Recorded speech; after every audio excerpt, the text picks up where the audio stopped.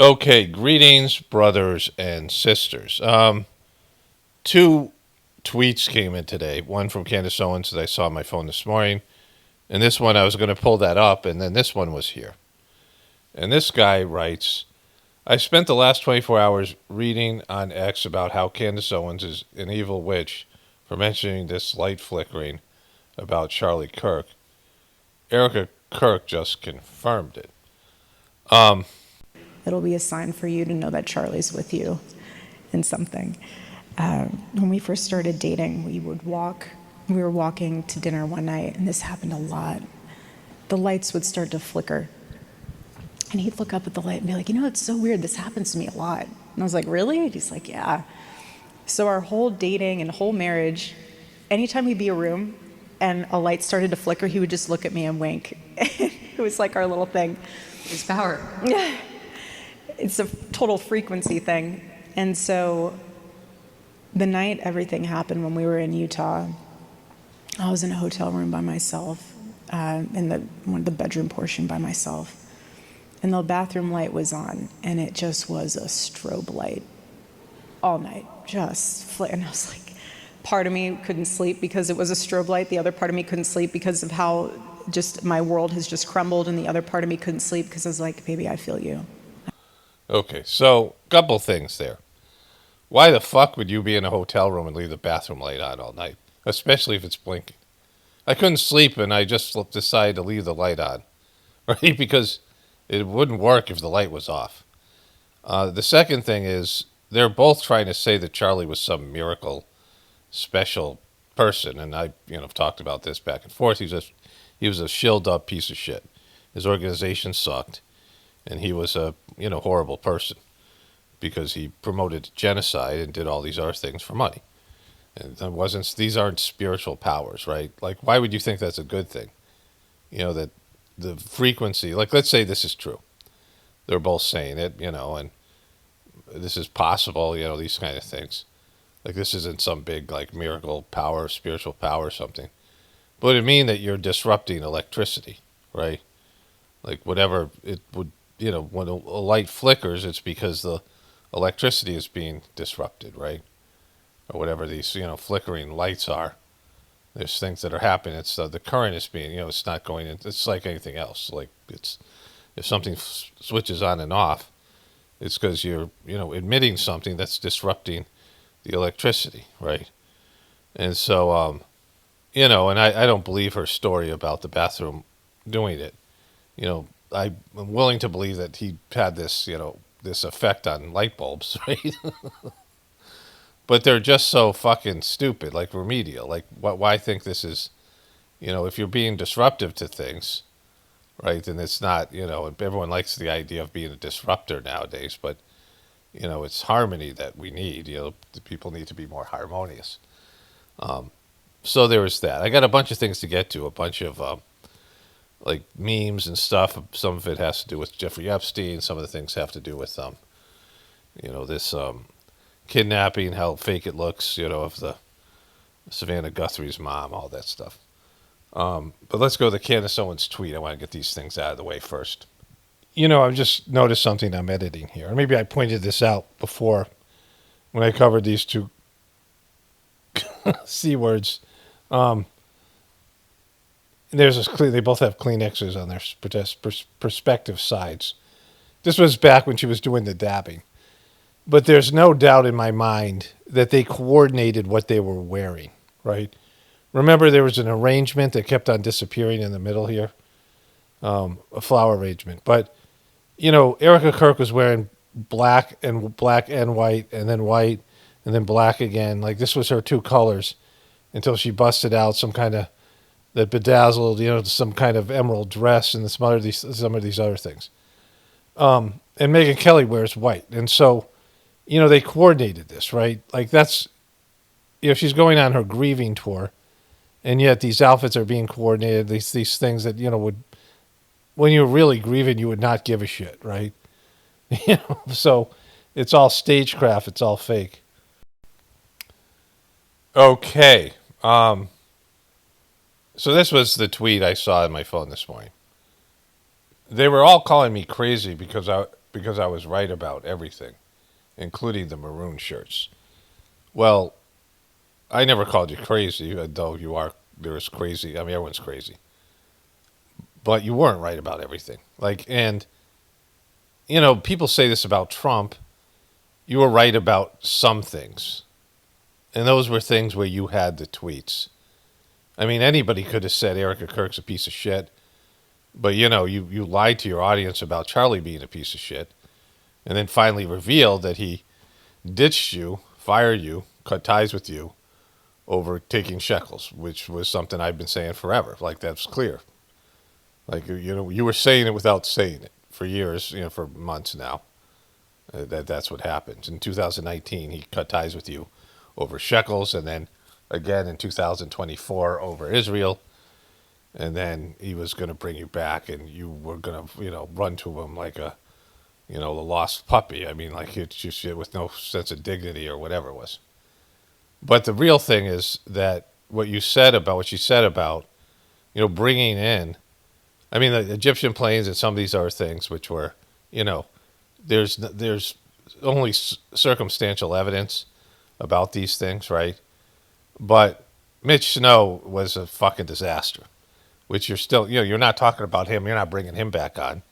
You were out there on that. You got exposed on that shit, right? So, these people say I was right about everything. This is she's lied quite a bit, or deceived her audience, or withheld information, and then, whatever it might be. And then hasn't addressed her mistakes, which was Mitch Snow and the whole Fort Huachuca thing, any of these things, right? And so, that guy was a fucking disaster, and the way she handled it was a disaster, and all these things. And this is the problem with all these people, the Candace Owens people and the Turning Point people. It's always a binary situation.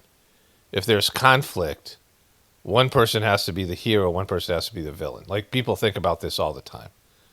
Almost everybody does. They can't break away from it because you've been indoctrinated with this idea. Somebody's got to be good and somebody's got to be evil. I got to take a side. It's two sports teams. The Super Bowl. You might not give a shit about the Patriots or the Seahawks in the Super Bowl, but you have to watch it, and maybe you bet on it, whatever you do. And you're going to find a way to, dislike one team that you didn't really care about 2 weeks ago more than the other, or find some reason to root for one team. And then you become subjective to, you take a subjective point of view, and the other team just becomes evil for the, whatever it might be. Maybe it's because the Patriots won so many Super Bowls before, and you didn't like them from the Tom Brady years, or whatever it is, right? But whatever the thing is, people like to pick sides. And there's, divorce, you see all kinds of ways that, people will be divided, friends will be divided over it, these things. People will pick sides. And you don't have to pick sides. There isn't some definitive thing when one person's good and one person's evil. I don't know who's worse between Erika Kirk and Candace Owens, right? Candace Owens is winning this thing, so, that's, whatever, and she's smug about it, but still acting like a victim. So what this is about here is maroon shirts. If you don't know, during the Charlie Kirk assassination, there was a significant number of young men wearing maroon shirts. Oh my God, no fucking way. Originally, Candace Owens was the first person to point this out, and everybody called her crazy. However, I found proof that she was right. So after she made this claim, a lot of people called her crazy, but then there was also a good amount of people from the military that were saying that's absolutely a thing that the military does during secret operations in public areas. They choose a color of the day. So I started thinking, right? I was like... You did? Watch. You know how you tell he was thinking? Watch. He points to his head. Choose a color of the day. So I started thinking... He started thinking. I started using this thing up here. I'm pointing to my thinker. This is my fucking thinker right here. This is my fucking thinker. I'm thinking right now, and I'm pointing to my thinker. Right? I was like, What if I searched in the DOJ files the term color of the day? And what do you know? I find 40 results of different FBI briefings talking about a color of the day, and every single one is unredacted. You can see what the color of the day was for that day for whatever military operation was going on. Now, most of the details for the military operation is redacted. However, on the day of Charlie Kirk's assassination, the morning I bet it's moron. I mean maroon. of before his death, they established a color of the day for a sit rep, which is just a military situation report, and the color of the day is redacted. Out of 40 different files mentioning a color of the day for secret operations, the day of Charlie Kirk's assassination is the only one that has a color of the day redacted. Boom. Using your thinker. Way to use your thinker, bro. Please get this to Candace Owens and her team. Her team of secret sleuths. And so, pattern recognition. Okay, so here's the thing about that, right? You know, it could be true or not. Like, whatever it is. But the issue here is if you're using your thinker about the whole thing, is that they have been doing this for a while, where they have been cultivating a truther type narrative, right? In every one of these events, they have the official story, and then they have a secondary story that they give to the internet people who don't buy who aren't going to buy the first story, and they create all these rabbit holes. Like this has been going on now for a while. And you don't think they're aware that when they killed Charlie Kirk, there was going to be a bunch of people who didn't believe the official story, especially when the official story was a singular guy a gay dude who was in love with some transgender furry, and that there was going to be a team of furries and this guy that somehow, because of their hatred of Charlie Kirk, created this execution, right? That this patsy that they put up there, that, after all these fake bullshit things that are out there, almost everything, not the Trump assassination, but now it's being covered. There's conspiracy theories about it. So they're aware of these things, right? You get that. They're aware of these things now and have been for quite some time. And so they have a strategy to deal with it. And Candace Owens is fulfilling that strategy. It never fucking leads to anything. I've been doing this now. I've had this YouTube channel since 2007. I knew 9/11 was, I questioned the 9/11 narrative in 2004 or 5, whatever it was, right? When I first started to look into it. And so I've been doing this and aware of this. And even before that, I was prone to this kind of not believing the official story. I didn't buy into America like other people. My brother was telling me stuff when I was like, 18 years old, 19, college years. When he was an ex-Vietnam vet. He was he was one of the early truther type people. And I shared that kind of, mentality. And so, I've been doing this for so many years. It's never led to anything substantial or legitimate. A bunch of people will believe it, right? And that's something, we all see through the official story being bullshit. But most people don't ever get to what really happened. They can't figure out what really happened. And it never gets legitimized by the system or the beast, right? And so the problem with Candace Owens, her whole spiel, even if all these things were true, there's too many bells and whistles. And it's all, distractions from whatever is there, right? And she had all these emails and exchanges that she's not releasing from her and Charlie. That would be damning to Turning Point and Charlie and the organization. I mean, and his relation, and Erika. But also to Candace, because her judgment is fucked. Like, she wants to say she's always right, but she's always on the wrong side of things. She's on the wrong side of the stuff with the Catholic Church, with Michael Jackson, with Andrew Tate, with Charlie Kirk, with Donald Trump. She flips at some point. Yeah, sure, but that's after it's too late. It's too late to flip on Trump now. I mean, it's good if you flip on Trump, but you're fucking way too late to the party to talk saying that I'm always right. You weren't always right when you told people to get Trump elected, but now he's part of the deep state. He's been turned. Like he wasn't a selfish prick before this. He wasn't a piece of shit. So this is the problem with all these people who are watching these things. They think there has to be one more thing about this, what I was saying. So here are the things that they needed to kill Charlie. First, they did it in public. They had a shot. Like there's video of him getting shot in the neck. So whatever that was or wasn't, whatever holograph people think it was, whatever they did there, right? It was a video that they wanted to shock people. On a day when Trump was getting fucking rung up by the Epstein files and his weird little note to Jeffrey Epstein, which could have brought down his presidency. So Charlie Kirk done like that, just like with Trump, having fake blood come out of his ear, spraying ketchup on his ear. It made it, more sensationalistic, right? They just put a guy in jail for being in the bushes at Mar-a-Lago at Trump's golf course. It was supposed to have, and that wasn't nearly as powerful as Luigi Mangione coming up and shooting some guy or Charlie Kirk getting shot in the neck, or Trump, having fake blood in his ear in a stage. So doing it on video where you get to see it, it makes it realer, right? And so, they decided to do it in public with Charlie. And so when you're going to do it in public, there's going to be a lot of video. A lot of people have their cameras out. Like, this is what people do at these events.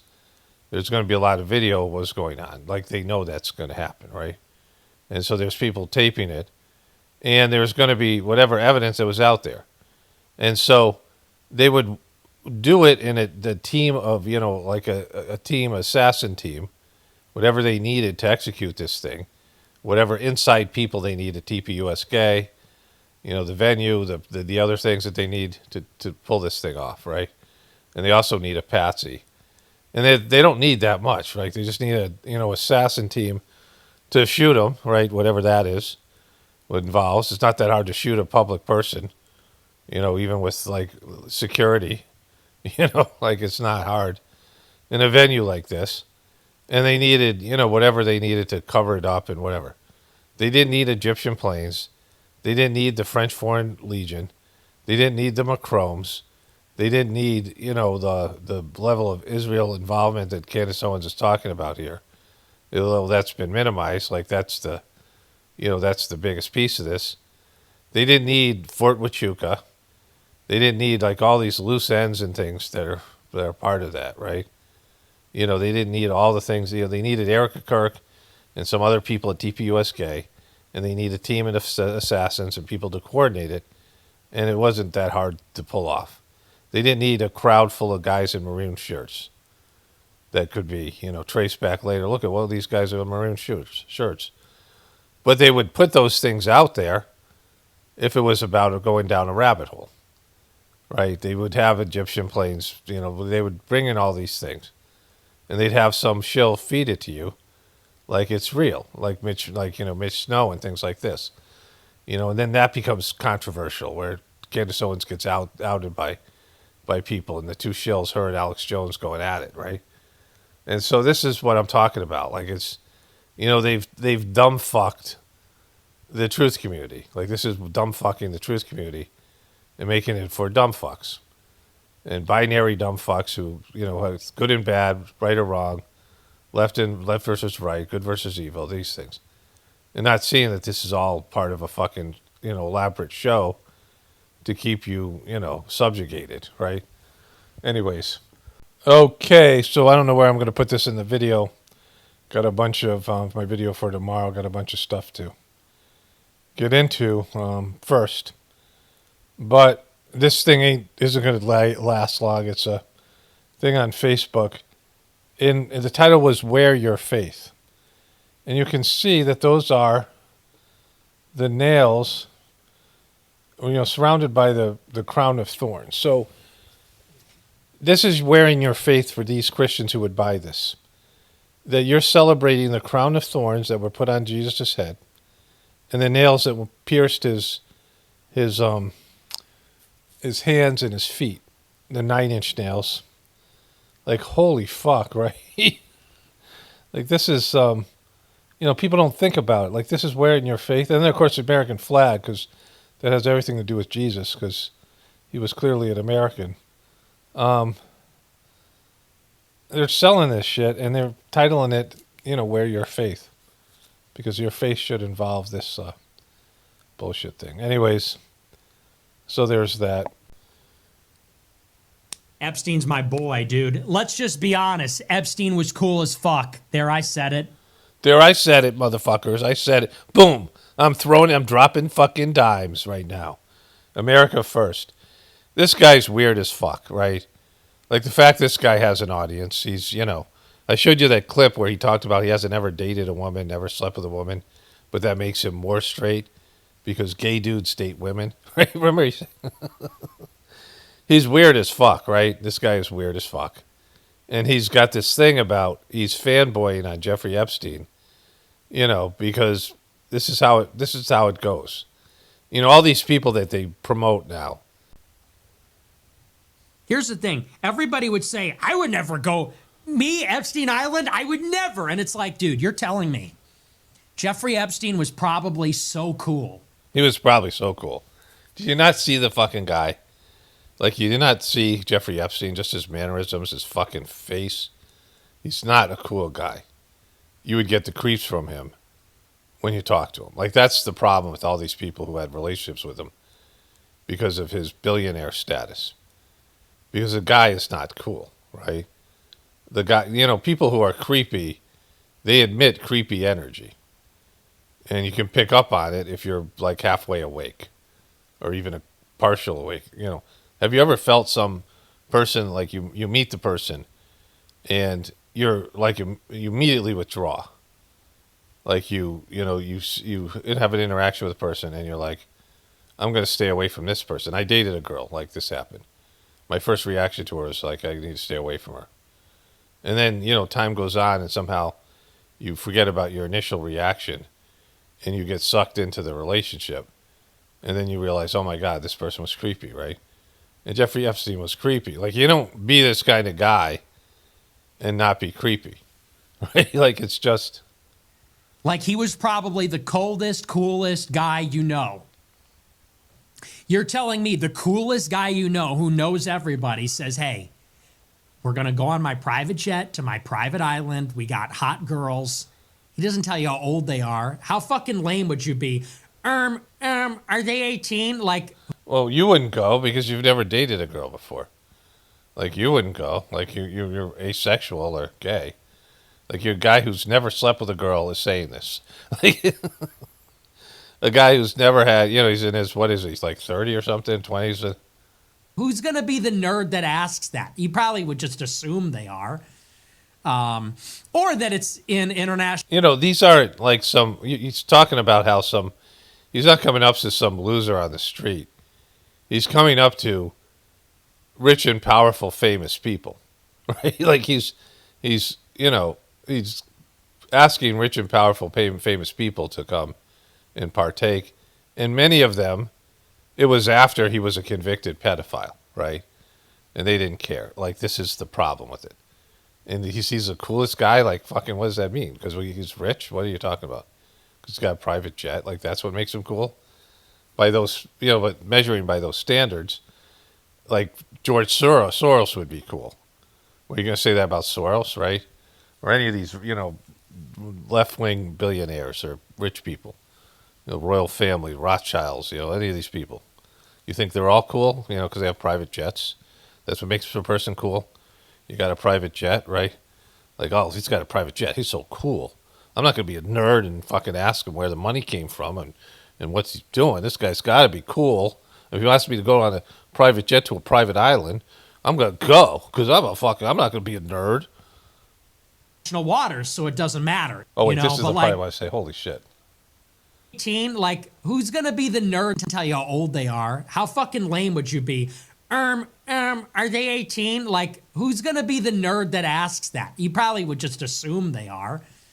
Or that it's in international waters, so it doesn't matter. It doesn't matter because they're in international waters? Like, that's what you want to live your life as a fucking person? That's what you're saying to people? that, ignore fucking laws that are there to keep young people safe and from pedophiles. You ignore those laws because you're in international waters. It doesn't matter. There's no fucking morality. Like, there's a right-wing person. They're supposed to, that, hey, it's in international waters. Hey, it's okay. It's everybody's legal in international waters. Right? Fuck. Like, what an absolute piece of shit, right? I mean, just he's so fucking weird. Like, this guy should have no audience, and maybe he doesn't. Like, who is a fan of this guy? And the bigger problem here is, this is all bad. I mean, I'll say bigger problem.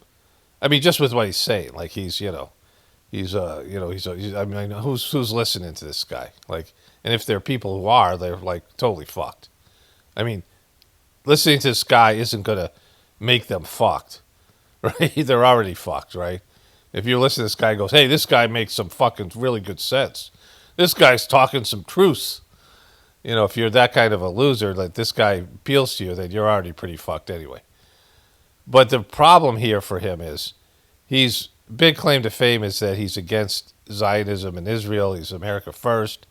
He's really against these things. That's his controversy. People are calling him a Nazi. And Jeffrey Epstein was Mossad. Like, everybody knows he's Mossad. Even Charlie Kirk said it. Even the shill fucking Charlie Shekels said it. Like, everybody knows that he was working for Mossad. So that's the problem. He's spying on Americans, and he compromised all these people, including your fucking president. And he had dirt on all of them, and now the dirt's coming out, right? This guy, the Dodgy Truther, that my meditation that I do, this guy Dodgy, who's a piece of shit, and this guy who, one of the practitioners of the system, one of the preceptors who is really, on it. He keeps on sending me shit about, Dodgy. Deepak Chopra wrote the foreword, the introduction to one of his piece of shit books. His books are totally sucky, like the guy's fallen. And, like it's having effects like that, right? People who are now associated with people who are associated with Epstein, all lose credibility. Like, in my spiritual organization, it's about being able to read somebody's character, read people's spiritual condition, and, associate with people based in that. And he wrote to me this morning saying, why didn't Dodgy know this guy was a piece of shit? Well, of course we know, because Dodgy's fucking lost, right? But that's what we're talking about. So this fucking clown, I mean, he's out there saying things that are, pro-Israel, really, like pro-Mossad. But like, you're telling me you would automatically say, no, like you don't know what's going on. All everybody knew was that he was the coolest guy in town. Nobody knew that. Like, nobody fucking thought that about the guy. I mean, they thought, how can I leverage, this guy was giving people fucking lots of money. He bailed out, was it Sarah Ferguson, the guy's, who was married to Prince Andrew. They had financial issues. Like, people are going to him for money. Same reason they go to Trump, because they think if they associate with a billionaire, somehow that money will trickle down. It never does. Donald Trump's one of the cheapest motherfuckers out there. Most of these people are hoarders, and they don't have access to money. Their money's all tied up in these, tax evasion schemes. They don't even have money, and they want to get more. That's why they, Donald Trump would screw small business people over, and he'd talk about it being the art of the deal, where he'd bully them and have all the leverage. And, and he'd go against, he would violate contracts that he had with people, right? He would in the middle of he wouldn't pay his vendors.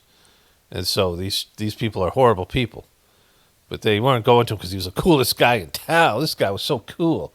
He was he was the coolest guy in town. The coolest guy in town says, hey, I'm rich, private island, private jet, hot girls all week. Let's go. Great food. You're telling me you'd be like, are they, Jeffrey, are they all 18 though? You're telling me you would be the nerd that would ask that? You have the ball. You're saying that's being a nerd? Like, you shouldn't even be asking that question. You shouldn't, like, these are some kinds, there's like some old creepy guy. I don't know if I have that up here today. Maybe I saw it on the news. But this old creepy guy was like, He was asking about a particular girl. I think the guy's associated maybe with Trump. I don't know. And like he's like 80, and Jeffrey Epstein wrote back, "Oh, she's really into you. She's just a little bit concerned about your age." She's like fucking 15 or 16, and he's like 80. Like that shouldn't like there shouldn't even be a question if you're a fucking grown ass man and you're in your 20s, like 30s, 40s or 50s or 60s. Some of these guys, right? There should be a question of whether she's legal or not. Like there shouldn't even be like that shouldn't even be a part of this, because you're not going to date somebody that's so many years younger than you, right? Oh, she's just the day she turns 18, it's okay. It isn't okay. Like it's not okay just from the not only from like a moral standpoint. It's like what's fucking wrong with you that you would be around somebody so much younger than you, right? Like it's just not just in terms of sex or any of these things. You can't even talk to people in the other generations. Like you can't relate to them. There's so many differences, and the differences between you, like when you hang out with yourself, just as a friend, when you were like 20, like my 20-year-old version of me would fucking irritate the shit out of me, and I'm sure I'd irritate the shit out of him, right? So, like it's a whole thing. Like you can, I mean, the relationships aren't like mutual relationships where you can be, friends and things. Like occasionally you have these things where you can be a mentor or something like that, right? You can be you could be a older person in somebody's life, help guiding them. Like that's the appropriate kind of relationship, right? We always fuck you talking about like this 18 thing, like that's like that's some, there's some kind of like what it becomes all of a sudden it becomes moral, it becomes right, it becomes something that you can, it doesn't like ceases to be creepy because a girl just turned 18, right? Else to say that? Honestly, that just sounds kind of gay, to be honest with you. It does? Is that what it is? Well, you would know, bro. Could you imagine take Epstein out of it for just a second. What if it was like someone you knew in real life and he's like, dude, we got girls, we're going to a party, it's going to be great. And you're like, wait a second. Pull him aside. Can I see their IDs? Like, you're making it sound like these guys were all in college. And, they were in high school or college. These are fucking 40, 50, 60-year-old men married, some of them, right? Prominent fucking figures. These aren't like, people who have to worry about their reputation, even on the selfish level. Even if they were into it, like just realizing, this guy might be fucking blackmailing them or something. This might be a fucking trap. Like, what is this guy doing, right? Where did he get his money from? Like, so, I mean, there's just out of selfish interests and self-preservation, these are bad decisions. Boy, this guy's a fucking creep, right? I mean, just weird. I'm not even talking about what he's saying, like how he's saying it, who he is as a person. Dude, no one would say that. So you could see, but look, this is how he entraps people, because this is how people are. This whole pedo thing, it's like, is it really pedophilia? I don't want to be the one that has to say it. Yeah, you do. Like, you look totally happy saying it. Like, did they tell you have to say this? But I guess I'm being forced to say it. It's not by who? Really pedophilia, okay? They weren't trafficking 5-year-olds. It was like they were technically not legal. Big difference. Technically not legal. 15-year-old girls, that's quite a difference, right? There's a guy named Tim Sorgio, and we built a half pipe. There was this tobacco barn. There's tobacco fields on this where I was in high school, and a bunch of my I lived in this kind of large circle, and then a couple of cul-de-sacs off of it, very suburban, out in the. I mean, there's tobacco fields and there's these woods. And some of my friends were into skateboarding. So this back in 1980s, early 80s, 81, 82. Skateboarding was just becoming a thing. And there was some place that they went skateboarding that had like a half pipe and some, ramps and things. And they closed down. Like, kids were getting hurt and shit. And they built some of my, my friends in the neighborhood had built these ramps, and they were stealing wood from this old broken down barn. I mean, dorm that just had plywood sitting there. Just all this plywood, and they were going to redo it or whatever, and they just left all this plywood and then abandoned it. These like abandoned buildings with broken windows, where people would stay, like agricultural workers, who would live in these fucking horrible conditions. And so they, we were like we built a big half pipe, which was good for me in terms of learning how to be constructive or whatever. And there were a lot of kids that would show up there, and one of these kids was this tall, skinny kid. He was like maybe a year younger than me. This guy, Tim Sorgio, was a senior when I was a freshman, and this kid was probably in 8th grade when I was a freshman. Tim Sorgio was now out of school. I was like a sophomore in high school, I think. And so this kid was a freshman, and we got stoned there with this kid was involved. So I knew this kid a little bit, like I'd seen him a couple times. And Tim Sorgio sold him cocaine, and the kid didn't have money to pay him back. And so this is Tim Sorgio being like, older, like, out of high school. And Tim Sorgio tried to slap the kid around. The kid pulled out a knife and stabbed him like 20 times and killed him. But before that, when I was a freshman in high school, I knew of Tim Sorgio because he had dated girls in my class, and everybody considered him like a pedo. Like, so this is, a different time in morality, but like everyone like looked down on the guy, right? And so when I was I was 16, I was a junior, right? My birthday's in the summer, so I was always, So when I went to get my driver's test and get my license, I had to drive to this like very rural town where the DMV was. It was like probably 50 minutes away. It was like far away from my house. And I was in the car, this old guy. And I said, he goes like, where are you from? I go, from Simsbury. He goes, you know Tim Sorgio? And I go, well, not really. He's just a scumbag. He dated young girls. And the guy goes, yeah. So this guy's daughter or somebody he knew. And like, I shouldn't have passed the driver's test. like I was not a good driver. My parents didn't, I didn't drive enough with them. Like I was not ready to have my license, but like he passed me because of that fucking thing, right? But this was like a universal thing. This guy was known as a scumbag. Like he met, this is the kind of thing I'm talking about. That like, there's a big difference between a freshman and a senior, an 18-year-old freshman, an 18-year-old senior, and a 14-year-old freshman or a 15-year-old sophomore. It's a big difference. Like you see people. You grow a lot and develop in your teenage years. And as a kid, like there's differences in these age, it's like you're in a whole different age bracket. You're just hitting puberty when you're 13, 14, 15 years old.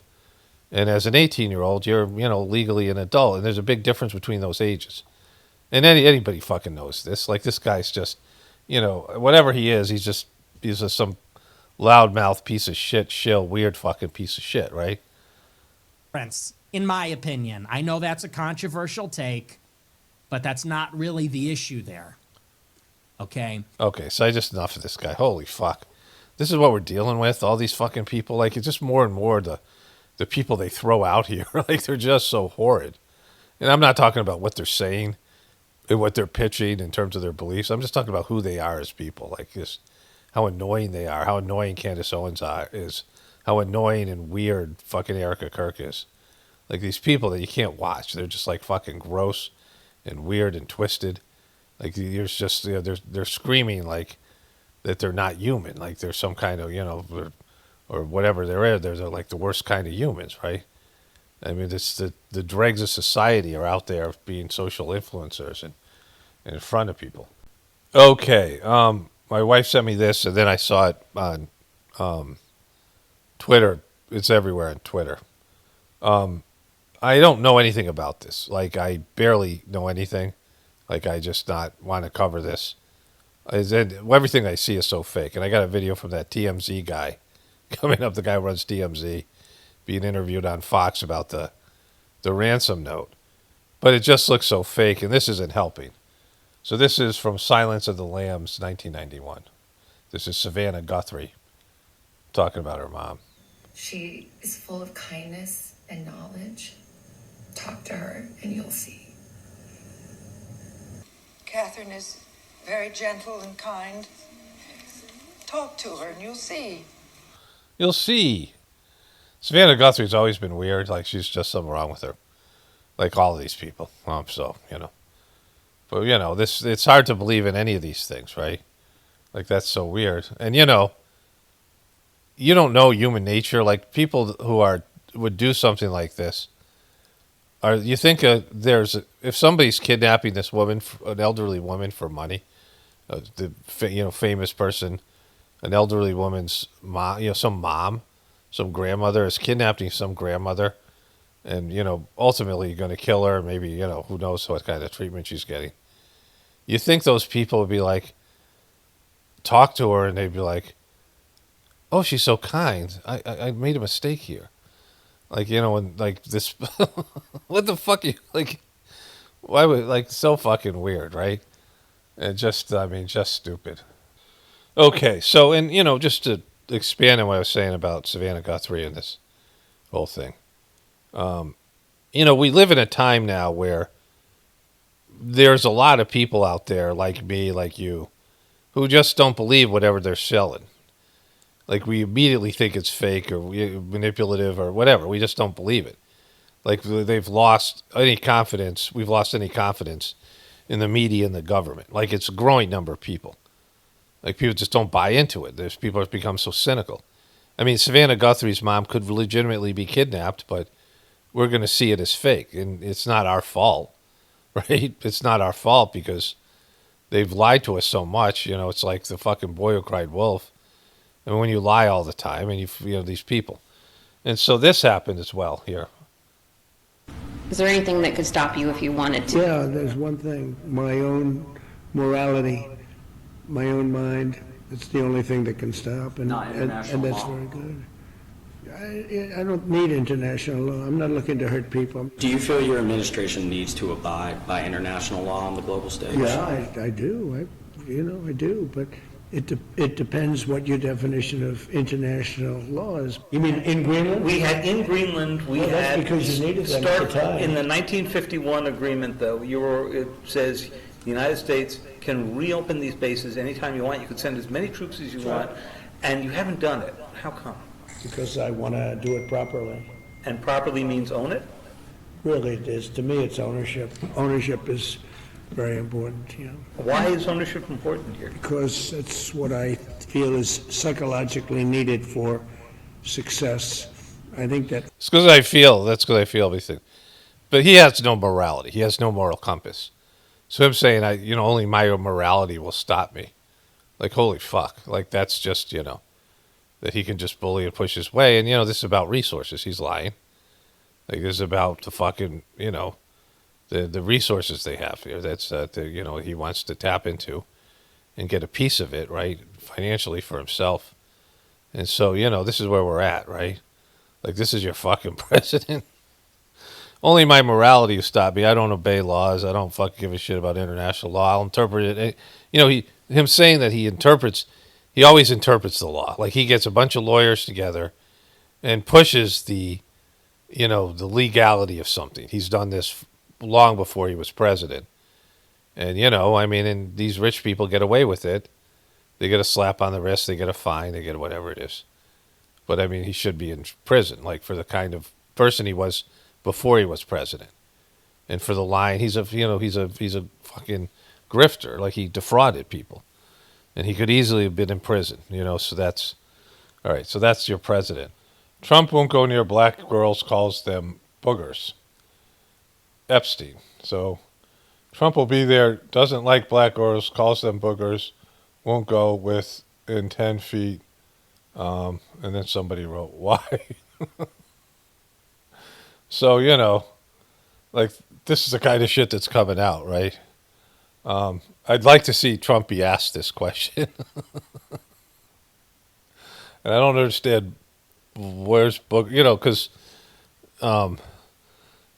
booger is a very derogatory comment. Like, it's not better than the N-word, right? Because, it implies that they're, like gross, dried up snot in your nose, right? So, again, Trump is saying that all this stuff is slander, so he won't answer this stuff. But I'd like to hear. So if anybody finds a Trump, there's some speech he gave, and I'm going to get to that. I guess it's horrible. But this is your president, right? This is the stuff your president is involved with. Bill Gates is so cheap, he left Russian mistress broke and sleeping on a sofa, Epstein claimed in another bombshell email. So, like, there's shit like this. I mean, there's millions of documents, and Epstein is, he's pretty open with this stuff. You can say that he's making some stuff up, but why would he do that, right? I mean, Epstein was kind of a clout chaser, so, some of the stuff might be bragging, but I don't think it is. I think, this is a guy who doesn't give a shit and, feeling himself. And when Trump was talking about grabbing by the pussy, and he thought it was private, and this is how, when it's behind closed doors, these are the kind of conversations they would have. And so, and it's going to play that way. And these people are all piece of shit anyway. Like almost all of them are celebrity, famous, rich, powerful people that are just pieces of shit, for whatever reason. And that's why they're associated with Epstein, because that's the kind of people that they're associated with. And so some of this stuff might be embellished or, whatever it is, just, whatever might not exactly the truth, but, this kind of sounds like Bill Gates, right? It's not only a pedo, but he's a cheap one, right? I mean, look at this fucking guy. I'm pretty chill as far as insane women go. This was just some random meme that was there. I want to say something more about the Epstein stuff. The problem with it is everything becomes a degradation in morality. Like Bill Clinton, people were outraged by him in the Monica Lewinsky scandal. But since that time, it's been okay for presidents to get caught lying under oath and to be in affairs. Like, Trump clearly cheated on his wife multiple times, with a porn star and these other people. Like, that's facts. That's, he paid women, to be quiet. He's paying people hush money. And no one gives a shit, right? And, I mean, that's, with all the things that he said, grabbed by the pussy, that should have been like, 20 years ago, 30 years ago, he would have been done, right? And so, the affairs killed political careers, like just an affair, like a straight up affair, not even something weird like Trump's weird shit. But like it's become okay because of Bill Clinton, right? Because, this is the kind of thing that happens where people are like, all right, I guess that's what we're doing now.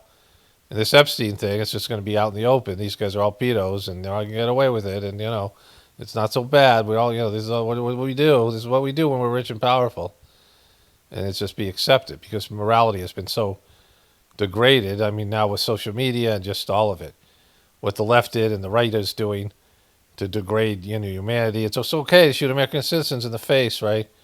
Everybody's a little bit gay. Everybody's, it's natural to be, trapped in the wrong body, like all the shit the left did, right? All that kind of stuff. And then it becomes more and more fucked. Like everyone's more and more, it's okay to be just like fucking batshit crazy and all these things. Here now with more is founder of TMZ, Harvey Levin, is with us. Look at this fucking ghoul. Look at this guy. Holy shit. Harvey, my friend, wish I saw you under better circumstances. Let's talk a little bit what you learned as this was going on in real time while you're doing the show. Well, I kind of need to back this up to Tuesday when we received what looked like a ransom letter. And somebody sent a ransom letter to TMZ. What the fuck is going on? So we called the sheriff's department in Pima, and they took the information. There was something in that letter that caught my eye at the end where they mention both, now I can say it because the FBI said it, an Apple Watch and a damaged floodlight. What I found interesting, because we knew... All right, so that's where this thing's ended up being. TMZ is somehow involved in this fucking kidnapping. Okay, so I wanted to revisit this because I missed something at the end here. It'll be a sign for you to know that Charlie's with you in something. I mean, she's just so fucking fake. My God, it was so horrible. Remember? When we first started dating, we were walking to dinner one night. Let's, we got all that stuff, the light bulbs. And when we were in Utah, I was in a hotel room by myself, in the bedroom portion by myself.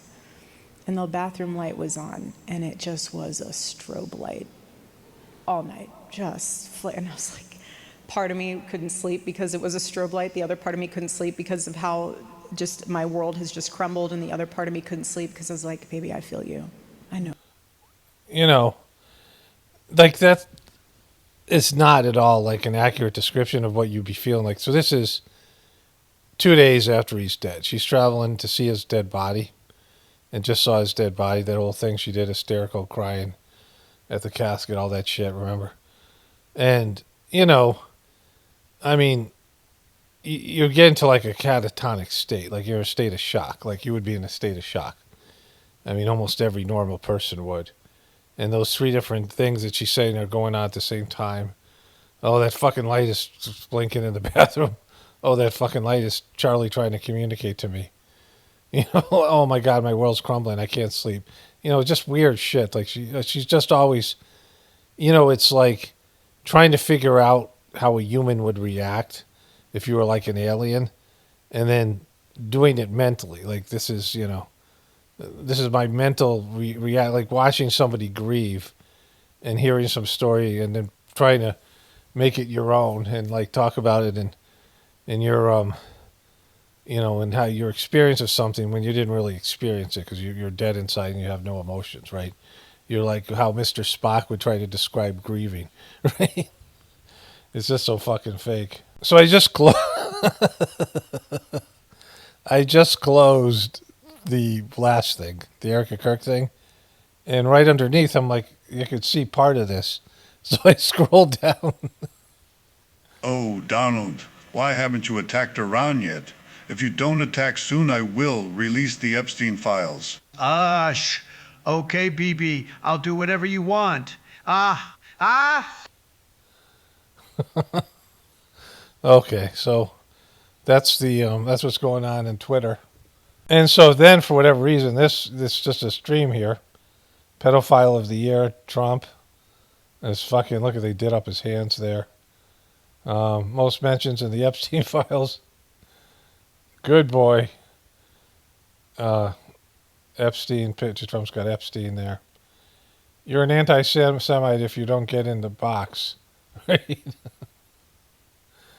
Well, I guess that's to throw some Barack Obama in there. Trump must go invoke the 25th. And then Trump is going to drain the swamp as soon as he bombs Iran for the swamp. So, there they are. All right. So, that's what's going on in Twitter. Okay. Thing with Tucker Carlson here. So they're talking about Pizzagate. Tucker Carlson, earlier in this video, I didn't watch it. I was told about it. And I looked at a little piece of it. In the beginning of the video, he's downplaying some of the legitimacy of the Epstein files because that's his job, right? And this guy, Ian Carroll's like a moron. And so they're like, I think there's people at all different stages of grief with this thing and rage with this thing. And I think that maybe people that skew older maybe skew more towards like trying to ignore it. And I think that people that skew younger maybe also like giving up about it. But I'm somewhere in the middle where it's like rage because this is like we're supposed to have a future here. And what do you mean you're supposed to have a future? Like, you're going to have a future. Like, as long as there's life on planet Earth, you have a future. Here or somewhere else, you're going to have a future. Your soul is infinite. There's a future for you, right? There is, your soul doesn't die. And, whatever your life is here as a young person, you have your future, whatever it is, forever long you're going to live. But that doesn't mean it's an American future or this lifestyle future. But anyways, this guy's like a moron. Tucker Carlson's, going back to, I showed this clip when he was asked about 9/11, and he was like dismissive of anybody, I mean, not just dismissive, aggressively saying people like that should be locked up. They shouldn't have the right, come on, just Tucker Carlson shit. But now these guys are the face of the truth community. Megyn Kelly, Candace Owens, these people. And so there were real truthers. Some of them were, there weren't as many paid shills back then. Alex Jones, but he wasn't nearly as bad as he is now. Alex Jones was better then, and he had a show where he could have real people on. Like he had real organic truthers on. Or he would steal their info. He'd invite them on. They would tell him what they found, and then he would get rid of them. He wouldn't do an interview with them, and he would claim their research for his own because he's a piece of shit, right? That's Alex Jones stuff. But then many of us, I used to get millions of views on some of my videos, hundreds of thousands of views. Of course, my videos were worse. They were more, accessible to dumb fucks and right-wing truthers and all these people. I had a much broader audience, and the things I said weren't so offensive to those people. The things that I knew about that would bum out right-wing truthers or Christians or Cubies or these people. But even with that, it's more that YouTube has manipulated the algorithms, so all of us just disappeared. They made it almost impossible to find us, especially if you had never seen a video from one of us before. And there was thousands of us who are organic truthers, some better than others, but we were all organic. And then they just disappeared, all of us, and then they put these guys in our place, right? And these guys are not truthers in any way, shape, or form. They're right-wing pseudo-journalists, mainstream media people in truther clothing. And so they're worse than mainstream media people because they're pretending to be something they're not. These are Judas goats leaving you over the cliff. This guy, he talks, he does excellent stuff on Israel. Tucker Carlson's the best one in terms of articulating Israel. He did a great video, which I talked about, which he talked about just sort of what Israel is and our relationship and, their economy. And, he did a nice monologue about Israel. But everything else he's just a piece of shit about, right? And then he says this stupid thing here. Of the generation that's supposed to be here to do something about it, and everyone in from my generation up to Kash Patel's generation, for example, everyone of power, it seems to be just complicit or weak and spineless or unwilling to do something, unable to do something. No one's able to do something. That's the point. All these people that pretend there's hope for a demonic system that goes against God's will and is taking us in the wrong direction is, just lying to you, right? I mean, just straight up lying to you, So I don't know what the solution is, but it's just, it's unacceptable to me that there isn't one. Well, that's right. But you also, at the end of what you said people younger than you just accept it. I mean, older people can't deal with it. It's too much. It's too different from what they previously believed. And I understand. They're tormented by it. I don't believe this. It's all crazy. And by the way, I'm probably closer to that generation. I am closer than you are. And I kind of felt that way. Yeah. This is too crazy. This can't be real. I took my kids to brunch at Common Pizza. I know the guys who own it. There's no way this can be real, right? I mean, I'll just admit it. I felt that way. I was wrong, obviously. Okay, so you were a fucking journalist, right? And you knew all these people. So either you know these people. I mean, you socialized with these people. He was living in Washington D.C., or he was in the core group of these people, and he would know things about these politicians, hear rumors about all these people. Epstein, they would all know shit about him. There's no way they wouldn't, because it's your job to. It's almost like you're spying all the time, like you're a spy. And you're a media person, and you connect with people underlings that work for these people or disgruntled employees, and you buy them dinner and you have them spill their guts, and you would just know things. Whether you could cover it or not, you would just know things. They all knew about Epstein. They all knew about all this bullshit. And so you know how degraded people are. And he's talked about how degraded these people are. He's talked about knowing these politicians and knowing what kind of lifestyle they have. He's talked about it, right? And, these people are gross people. Like, they don't have a moral compass. And so when you heard that there was this Pizzagate thing, now, Pizzagate is something that I'm not a big fan of. Because to me, Pizzagate is when the QBs started to come in and the truth community just went south and it just got fucking goofy. And all this stuff, because Q was a part of that, the whole Q thing, and they pushed a bunch of information that wasn't true. And then the truth community got punished and censored. It was used as a weapon to shut down the truth community, and it was just, there's too much bullshit. This is when I realized the truth community was fucked. That it was just, it had gone south, and you couldn't make intelligent, reasonable videos and compete with the fucking bullshit, sensationalistic stuff that was out there, that was getting all the views because it was not real and people liked it, and the truth community got real stupid real fast. So I'm not a big fan about it. But if you're taking your kids to a place and you hear all these things, there's no way you would dismiss them if you knew people in Washington, D.C. are scumbags, and there's been multiple scandals of people abusing interns, male-on-male Republicans who had to retire. There's a guy from, like, New Hampshire, a longtime senator, who was having an affair, was sexually abusing his intern, and some of these other guys, and this, the Franklin scandal of all these kids from Boys Town going in there from Nebraska and being human trafficked in D.C. There's a lot of weird shit that was there, right? A lot of this kind of stuff. And, you would know about it. Like, he had to know, right? And so, like, that's just, you either suck at your job or you're just lying and covering up the truth of what you knew back then. So, but I get that. But much more disturbing is not just that boomers are, out of it. We knew that.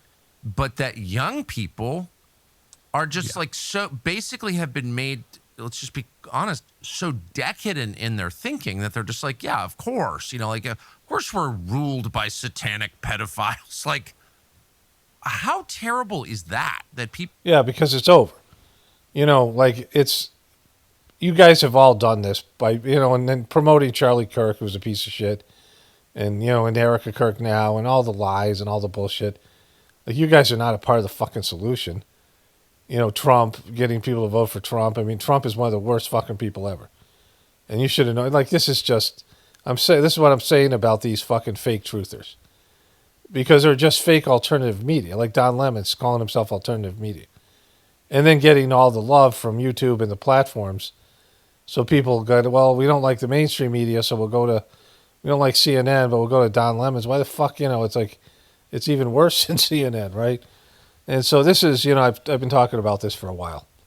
Sorry about Rogan so far. He seems more timid than I would have thought. Do you mean he means he doesn't want to go to the Epstein Island? He doesn't want to go hang out with Woody Allen and a bunch of other PDF files at Epstein Island? Joe Rogan. Yeah.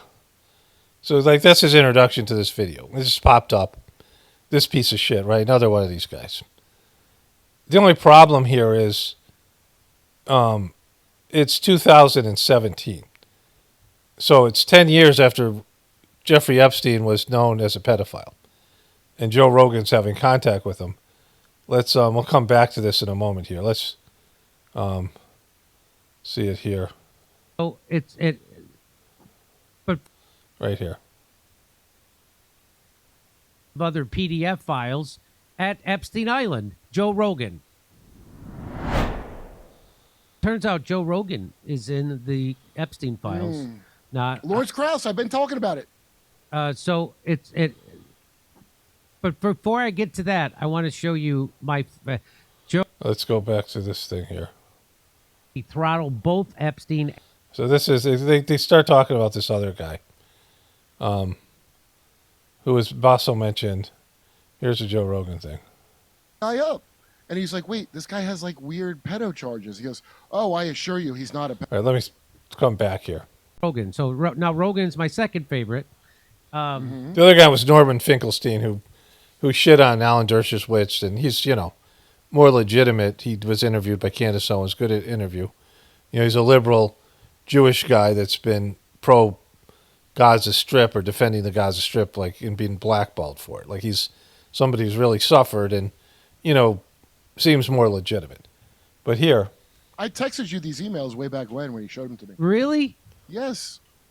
He told me, he goes, Lawrence Krauss was trying to get him there. This is after the first arrest, okay? Yeah. So Joe looked the guy up. And he's like, wait, this guy has like weird pedo charges. He goes, oh, I assure you he's not a pedophile. And he was trying to lure him to meet Woody Allen. He goes, neither is Woody Allen, who also wants to meet you. So this is from September 24th, 20. So he didn't know about Jeffrey Epstein in fucking 2017. Joe Rogan didn't know who Jeffrey Epstein was in 2017. He had no fucking idea. Right? I covered this in 2015 under Trump, and it was pretty much out there for all of us. When Trump was my meme of Trump was from July of 2015. And I knew about it beforehand, like some, period of time. So this was out there. And I don't know when I first knew about it, but I started covering it sometime in 2014, 15, because that's when I started doing this channel more regularly as a job, right? And Trump was starting to run for president, and this thing came up. And, it was about Trump, and nobody wanted to cover it. The Democrats certainly weren't interested because of all of it. No one wanted to talk about Jeffrey Epstein in mainstream media. And Joe Rogan was having his successful, podcast back then. It wasn't what it is now. Like, I didn't know about his podcast. But, he was this guy, this semi-famous, famous person.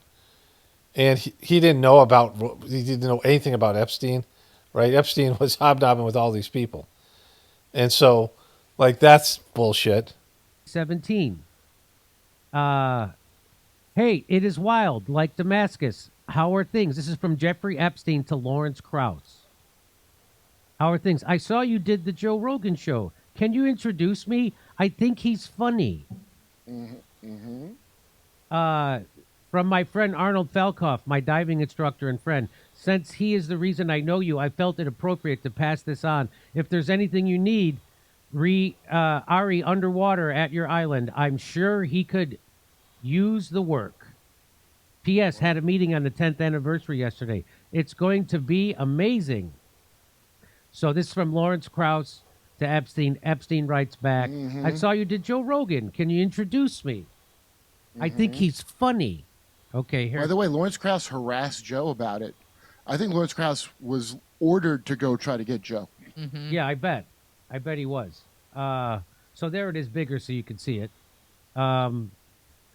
The next thing is Epstein asks Lawrence Krauss to introduce him to. We already saw this, right? Things are hectic. So sorry for not getting back to you earlier. Sorry to hear about the upheavals. But I know that you take these things in stride. I will reach out to Rogan. I think I have his email, or at least his producer's email. He lives and works in L.A. So that's him responding to Jeffrey Epstein. So this is funny because what Joe just showed me is his correspondence with Lawrence Krauss. Okay, so what we're seeing here is Epstein was trying to make contact with everybody, right? He was trying to get everybody he could. Anybody he looked at as having influence, he was making contact with them. He was going to try to compromise anybody possible. So everybody in here was a target of his, right? Like that's, if he saw Joe Rogan's growing popularity, like if he's pushing people, why else would he, as a guy who is human trafficking young girls, why would he try to be going after as many people as possible and get them to go to his island? Get him on the private jet. Like what Nick Fuentes was saying. He was asking people all the time, do you want to go on my private jet? You want to go to my island? You want to do these things? And then he would, like Ghislaine Maxwell when said, oh, there was no recruitment here. All these people that knew him, they didn't know he was doing this other thing. No, he was a billionaire businessman. And so he was networking, and he was networking to be a human trafficker. And so there's only one incentive, that he wanted to get something on all these people, right? If he's doing something illegal with 15-year-old girls and he's fucking been arrested for it and has done time in prison, why would he still be reaching out to people like this, right? Why would he try to get people to go to his island? And he was, he had brand damage. Like it was out there. Like people knew about this in 2017. This was something that people have known about for a while. Epstein was talked about all the time in the truth community, and what it came up in terms of what Joe Rogan was doing. But so this is all, this guy's trying to say that this is, somehow exonerating Joe Rogan, and it's not.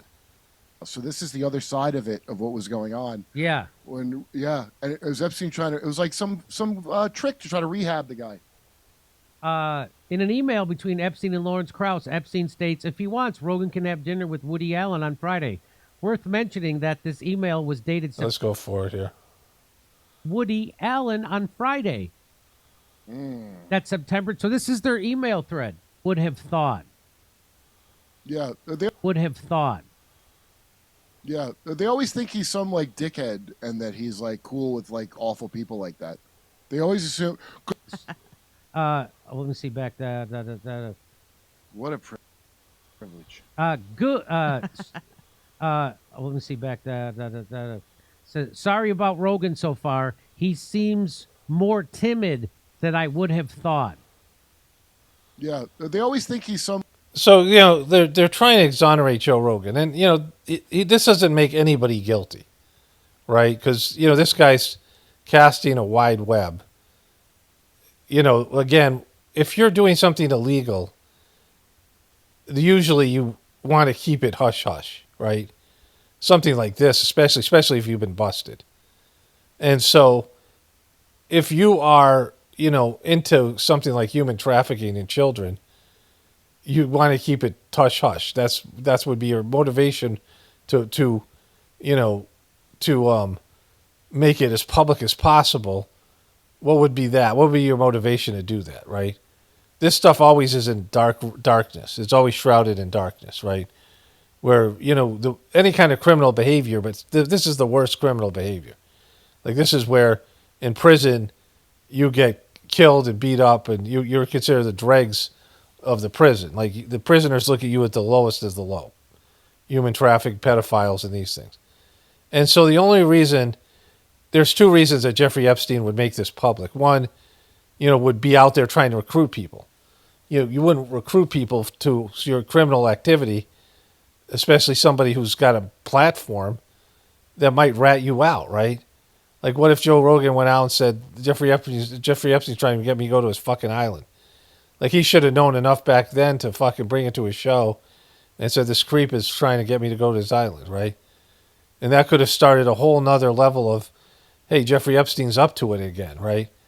And so if you're and he was just brazenly doing this out in the open because the CIA and the U.S. government and all these powerful people were behind him. It's like this guy Barry Seal, if you ever seen the movie American Made with Tom Cruise, and he's sitting there waiting in the jail. And he said, you're going to get a phone call from somebody and I'm going to be let free. This guy's trafficking drugs for the CIA, right? And so they're all laughing at it, and then they get a phone call, and they go, you can leave, And so this is what Jeffrey Epstein, he knew that he had complete cover. Like what happened in Florida, him getting busted, it wasn't even, it was a day prison, or it was a night prison, state, not state, but federal prison. And he got a deal that not only could he no longer be charged for anything, but neither could any of his clients and anybody associated with him. I mean, how the fuck did that happen, right? Like that's the sentence he got, and he got to go back to his office every day and have basically security with him and conduct his affairs and then go back and sleep in jail for a year, some country club, that bullshit place, right? So Jeffrey Epstein wasn't worried about getting busted. And he needed to recruit people because this was a network of blackmail and bribery that he was creating. And so anybody associated with him and associated with these people is in a level of scumbaggery, right? So this shows that Joe Rogan had someone on his show that Jeffrey Epstein was using to recruit people, just like he did with Ghislaine Maxwell, who was recruiting young girls. And so, this was a network of depravity. And anybody associated with this is at least guilty of being a part of a fucking ruling class of demonic, deviant people, right? You know, I mean, anybody whose name is mentioned here, you know, they might not engage in or even known what Jeffrey Epstein was doing, but in 2017, you certainly should. Because you know what? Google existed in 2017. You know, and the truth community existed as well. So this is why I'm talking about this piece of shit. You know, they want to exonerate everybody that's their friend. You know, and the stuff with Trump. I don't know. This guy's turned on Trump now. But, you know, it's just selective. Like, what this tells you is all the people that run the system, all the people in entertainment and all the people in politics and media, all these people are a part of a demonic system, as we all are, but they are running it, and they know it's demonic, and they don't give a shit. Like, we've all seen this for years. The people at the top are morally depraved, and, you know, they might have even started that way, but they all get corrupted because it's a system that's demonic in nature, and it takes everybody down. It takes all of us down to a lower level. You know, all of us are worse off now than we would be in a pure system that's based in nature, based in God, right? But we have a demonic system that's based in big egos and demonic, you know, anti-God, you know, fuck you, God type of orientation to life, and a hedonistic, materialistic, pleasure-seeking orientation to life, and negating all the spiritual and the discipline and the sacrifice you need to you need to engage in to live a good life, to live a, you know, an honorable life. All right, so there's that. Okay, so this piece of shit, you know, he did this national prayer breakfast, and he's just losing his shit. I haven't watched any of this, but I know what's coming. And there's a few sections. It's a long thing. So this is supposed to be about religion, right? These are, you know, pastors and priests and people, religious people. This is celebrating religion. And, you know, Trump is a demon. He does not, I mean, in terms of his claiming he's a Christian, he can't talk about his favorite passage in the Bible because he doesn't know any of them. And he talks about God only in the most, you know, obviously he doesn't believe in God or anything but himself, right? Like, he's not, you know, it's a way that he's just lying about being religious. But he says this here. His very quiet manner is brutal. Just ask Venezuela. Ask Iran. Let's go back a little bit further here. Where's Jameson? He's around here someplace. Thank you, Jameson. Boy, he's good. We have a great team. We have a great economic team, a great military team. We have Raisin Cain helps Pete. Raisin Cain. General Cain, he wiped out ISIS in 3 weeks, I was told by General Mattis and General Milley. Okay, because ISIS was an American asset, right? So they didn't wipe them out. We didn't hear about all these dead ISIS people. They just stopped ordering them to do something, right? It's an asset for America. Sir, it will take 5 years. I said, what? Sir, it'll take 5 years. Sir? He said, you mean we have the best equipment in the world, and we're fighting guys that use bad rifles, knives preferably? Okay, he's got some serious fucking chicken fat here. They're very good with a knife, but a knife shouldn't do it. And I said, why? And I flew over to Iraq, and I met a guy named Cain. I came out of the plane, and there's a handsome general standing there, and 3 generals. I went there to find out why the hell we couldn't win the war. Why aren't we winning the war against ISIS? They've been, you know, playing games with us. So I wanted to see, and that's where I met Raisin Cain. I said, what's your first name? Raisin, sir? They call me Raisin. I said, what the hell kind of a name is that? Right? That's not what he said. Look at this fucking fat here. That's not good, bro. We've learned a lot about her. Now we get it. In his very quiet manner, he's brutal.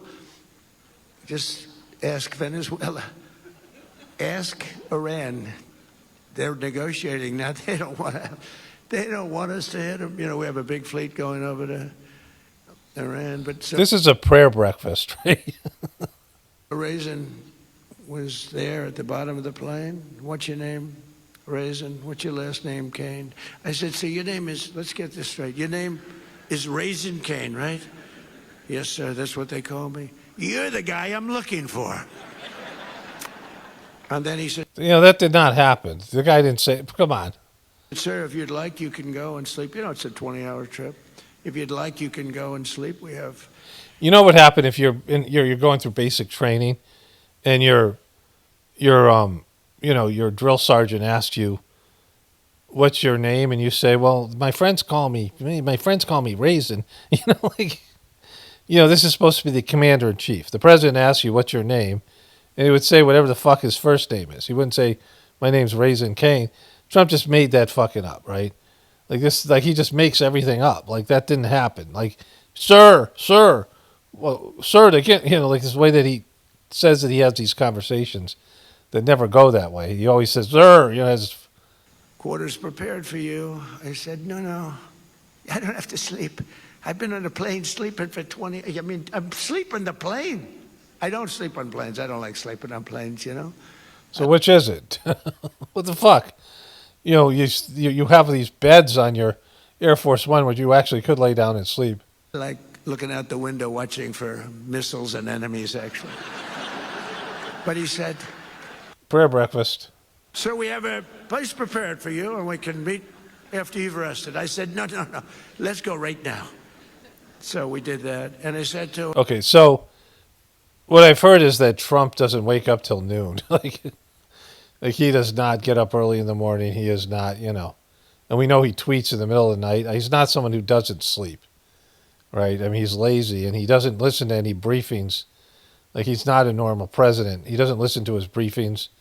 He doesn't, he says he gets bored. He's talked about that guy getting bored, even by about things that are about bombing. I bet that guy left because he was bored. Remember that guy who was on the signal thread? The guy's just, I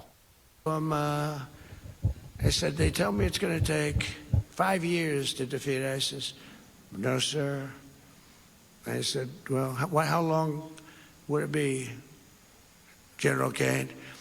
Sir, we can do it in 4 weeks. I said, what? We can do it in 4 weeks, sir.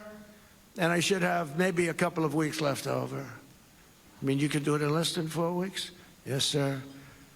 I said, well, how come they tell me, our television generals, as I call them, two very poor generals. These guys, they look nice. They were nice guys. They didn't have what it took, believe me. Yeah, some people have that. They don't have what it takes no matter what. I said, how come they tell me it's 4 to 5 years? And he said, well, I don't want to speak badly about anybody, so I'd rather not comment on that. I found that to be nice, okay? Okay, so that's how he's talking to the commander-in-chief? This is all made up. Because I know it's made up because ISIS was an American asset. And they didn't do all this stuff where they bombed the shit out of ISIS. Remember, there was no publicity. Trump wasn't bragging about this, about how he defeated ISIS. He just stopped ordering ISIS to do things.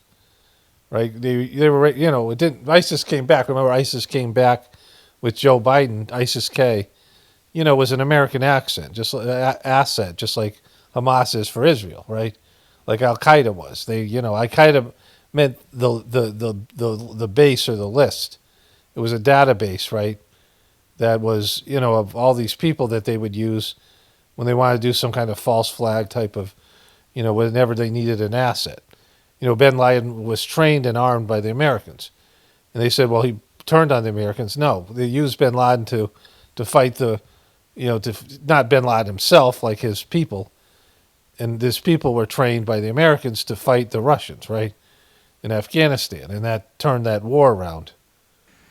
But I said, all right, tell me how you're going to do it. Well, sir, we use this one base here, and we're hundreds of miles away. And by the time the planes get to the target, they have to come back and refuel. And we're too far. I said, why do we do that? Because we don't want to offend any of the other countries. I said, we have a lot of portable airports, right, Pete? We have portable airports all over the Middle East, runways that are portable. You put them down, you take them up. We have equipment. Nobody has. Portable like you have portable airports. You mean you just, you just make a road? Like, what is the stuff we have? We have airports. That Tell me how a portable an airport would work, right? What do you mean portable? It's blow up? Like Fuck are you talking about? Than Kennedy Airport. And they're built in sand. And it took us about 2 minutes to build them. No, the equipment is incredible. You can land any plane on them, right? Portable. And we've got many of them, sir. We have to use them. I said, why don't we? Because we didn't want to defend, offend another country. I said, let me ask you a question. You're in the middle of the desert. Would another country know if we're taking off from some strip in the desert? Okay, so I mean, he's just totally bullshitting here. Like, he just makes up these elaborate fucking stories. Like, that's not what happened. Because, ISIS was given a oil field because they were the elite Republican Guard that were Saddam Hussein's like chief. They were his special, his special forces, like his elite soldiers. And they knew they couldn't defeat the Americans, so they just folded into the American population, right? I mean, to the Iraqi population. And then they caused a problem in Fallujah, fighting a guerrilla war. And they said, all right, we got to get these guys back on board. We'll give them an oil field, and they will use them as an asset. And they used them in Syria, and they used them in these various places. They had an oil field sitting in the middle of Iraq, and they had Toyota trucks. Remember this guy, Bob the plumber? He was a guy who sold his truck with his decal still on it. And they got all these used Toyota trucks from Texas. This guy was in Texas. And his truck showed up with ISIS flags and ISIS guys driving it. And it said Bob the plumber on it. And all the people are calling him up in Texas, his neighbors. Fucking Bob, why'd you sell your truck to ISIS? Right? He sold his truck and it went to this like dealership that shipped over a bunch of Toyota trucks. They like these Toyota trucks, right? For whatever reason. They work good in the, they found them to work better, whatever the reason is. And they had this oil field. And, these oil fields are in the middle of the desert with one road going in and out. And it's the easiest thing, to bomb or drone. I mean, they didn't even have to drone the oil field. Like, this was an oil field that America just gave to ISIS. Because, like with Barry Seal, if they're running something off books, they have to pay for it.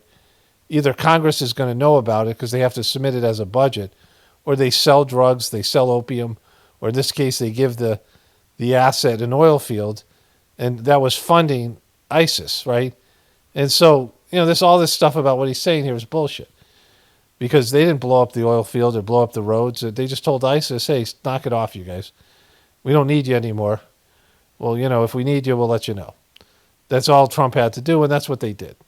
And so this is just fucking horseshit, right?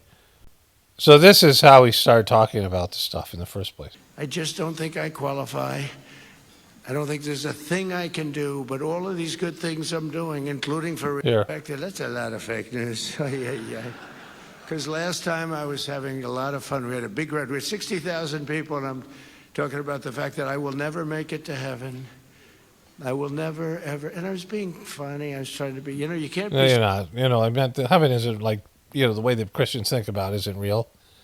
But, I mean, there's a chance this guy has a higher developed soul that is being used to destroy the world. He's doing God's work. Sarcastic with them because they write your words and they don't. The people are reading the words are much different than. But I say, I'm never going to make it to heaven. I just don't think I qualify. I don't think there's a thing I can do, but all of these good things I'm doing. All these great things he's doing, bombing people, killing people, supporting fucking Israel's genocide, all these things. Fucking up the economy, lying, cheating, stealing, just being an absolute scumbag his whole life. These great things, right? For religion, religion's back now hotter than ever before. It's hotter. Religion's hot right now. It's just hotter than ever. I have to tell you. Woo! But I said, it's so hot right now, religion. Even though I did that and so many other things, I named things, I said, I won't qualify. I'm not going to make it to heaven. And the New York Times did a front page story that Donald Trump is questioning his life and the meaning of his life. No, I was just having fun. I really think I probably should make it. I mean, I'm not a perfect candidate, but I did a hell of a lot of good for perfect people. That's woo. For sure. Right? Right. This idea that he would have an existential crisis and would contemplate the meaning of life. Like, just not true. Faith can vote for a Democrat. Let's go back here. Many presidents have done too much for religion. I want to tell you that. Yeah, because in the Constitution, there's supposed to be a separation between church and state, right? For all the reasons that we see things going fucked up now here and what's happened in the past, right? For freedom of religion, all that stuff. Like, remember that? Remember that guy? Remember those things? Certainly modern day presidents, they bailed out on you. They bailed out. They want to be neutral. They want to be neutral or against. The Democrats are against. I don't know how a person of faith can vote for a Democrat. I really don't. And I know we have some here today, and I don't know why they're here, because they certainly don't give us their vote. I certainly know that we're not going to be convincing them to vote. Like that kind of thing, right? So, this is supposed to be like a neutral place, and they're supposed to be talking about God and prayer. And I mean, I talk about this idea of only spirituality will save this world.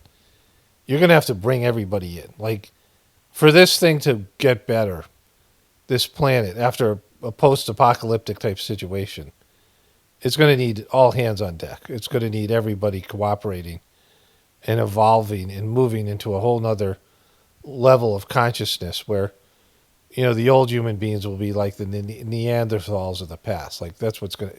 Like, we need a massive evolutionary jump or leap, at least on a spiritual level. And, that'll affect us across the board materially and the rest of it. But, anybody knowing that you're going to need to change things, you need everybody. Like, you need to be united. We need unity to fight off these things that are going to happen and, live through them. And there's going to be no, like, fucking, I'm just going to, fuck those guys over there, fuck those guys over there, like this kind of thing, right?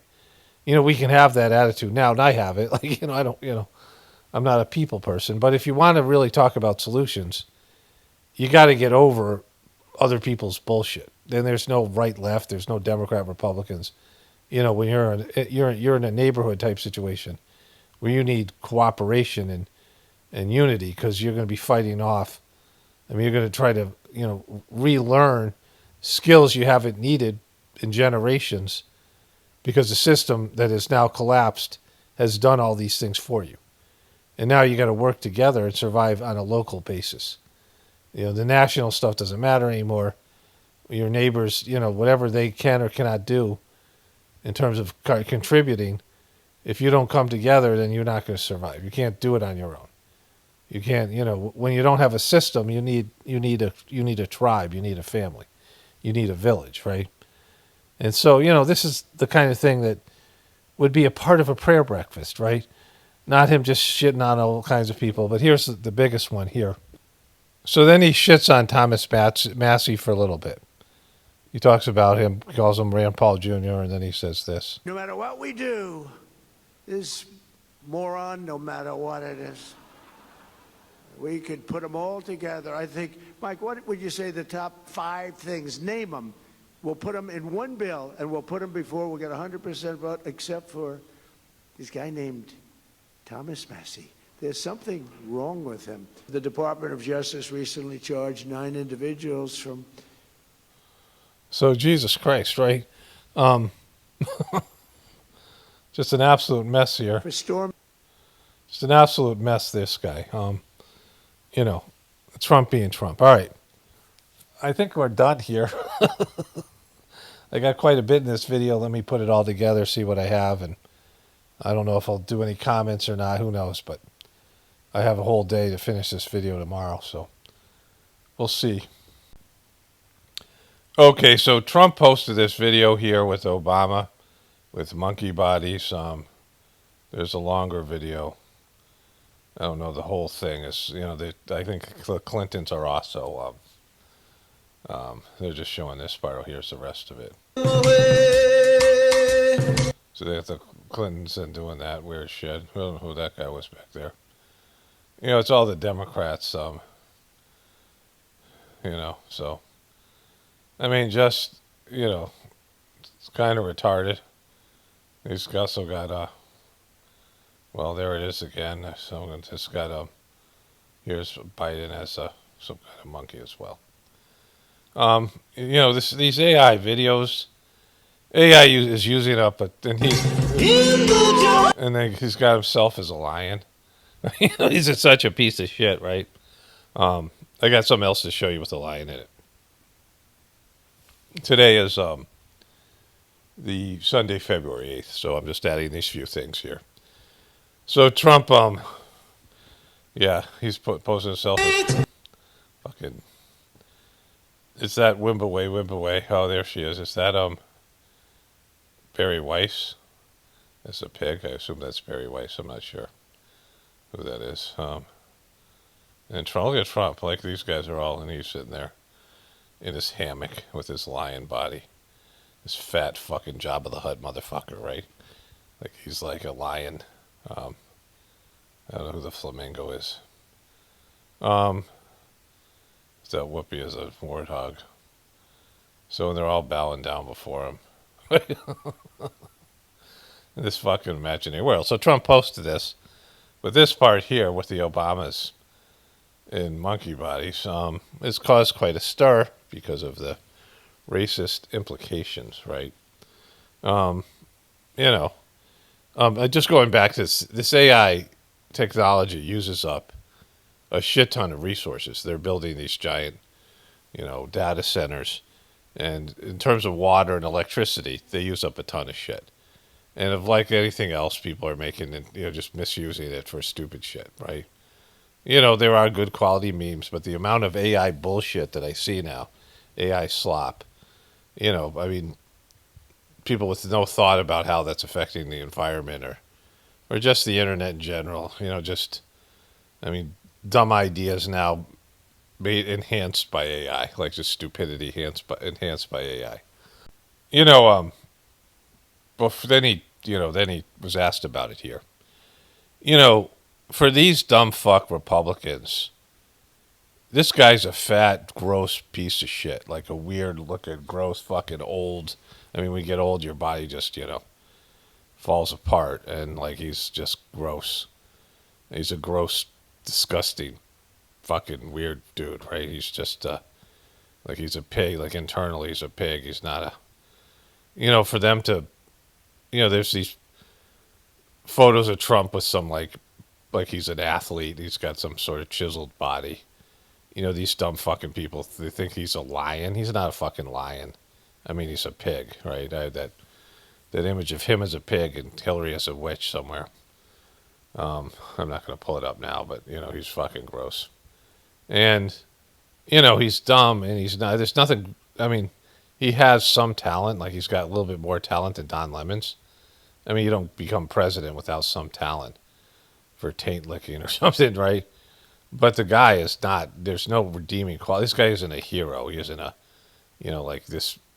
I mean, it's unbelievable how stupid these people are. It's just, you know, at this point, everybody should know this guy's just a piece of shit. He doesn't care about you, and he's running the country into the ground. But they're gonna fucking sink with this fucking ship, right? There's so many Trumpers still, you know, on board. Been done on that. Mr. President, you frequently criticize Joe Biden for not knowing what is going on in his name. This racist video that was posted on your social media. I know a hell of a lot better than you do. You don't know what's going on. You don't know what's going on, you dumb fuck. Yeah, but I know I know a lot more than you do, you random reporter. Right? What's going on? No, Joe Biden didn't have a clue, but we know everything. We know everything. I know everything. Everything there is to know, I know. That's the capacity of my brain. Like, he probably has like a 110 IQ or something. You know, like, he's not a genius. He's above average. You know, and all these people should be above average. Like, it's not hard to be above average, right? Like, it's, you know, like 50% is average, right? And so, you know, 51% is above average. You know, but in terms of his capacity and his understanding and his intellect, he's not smart. I mean, he's just, you know, he's not curious either.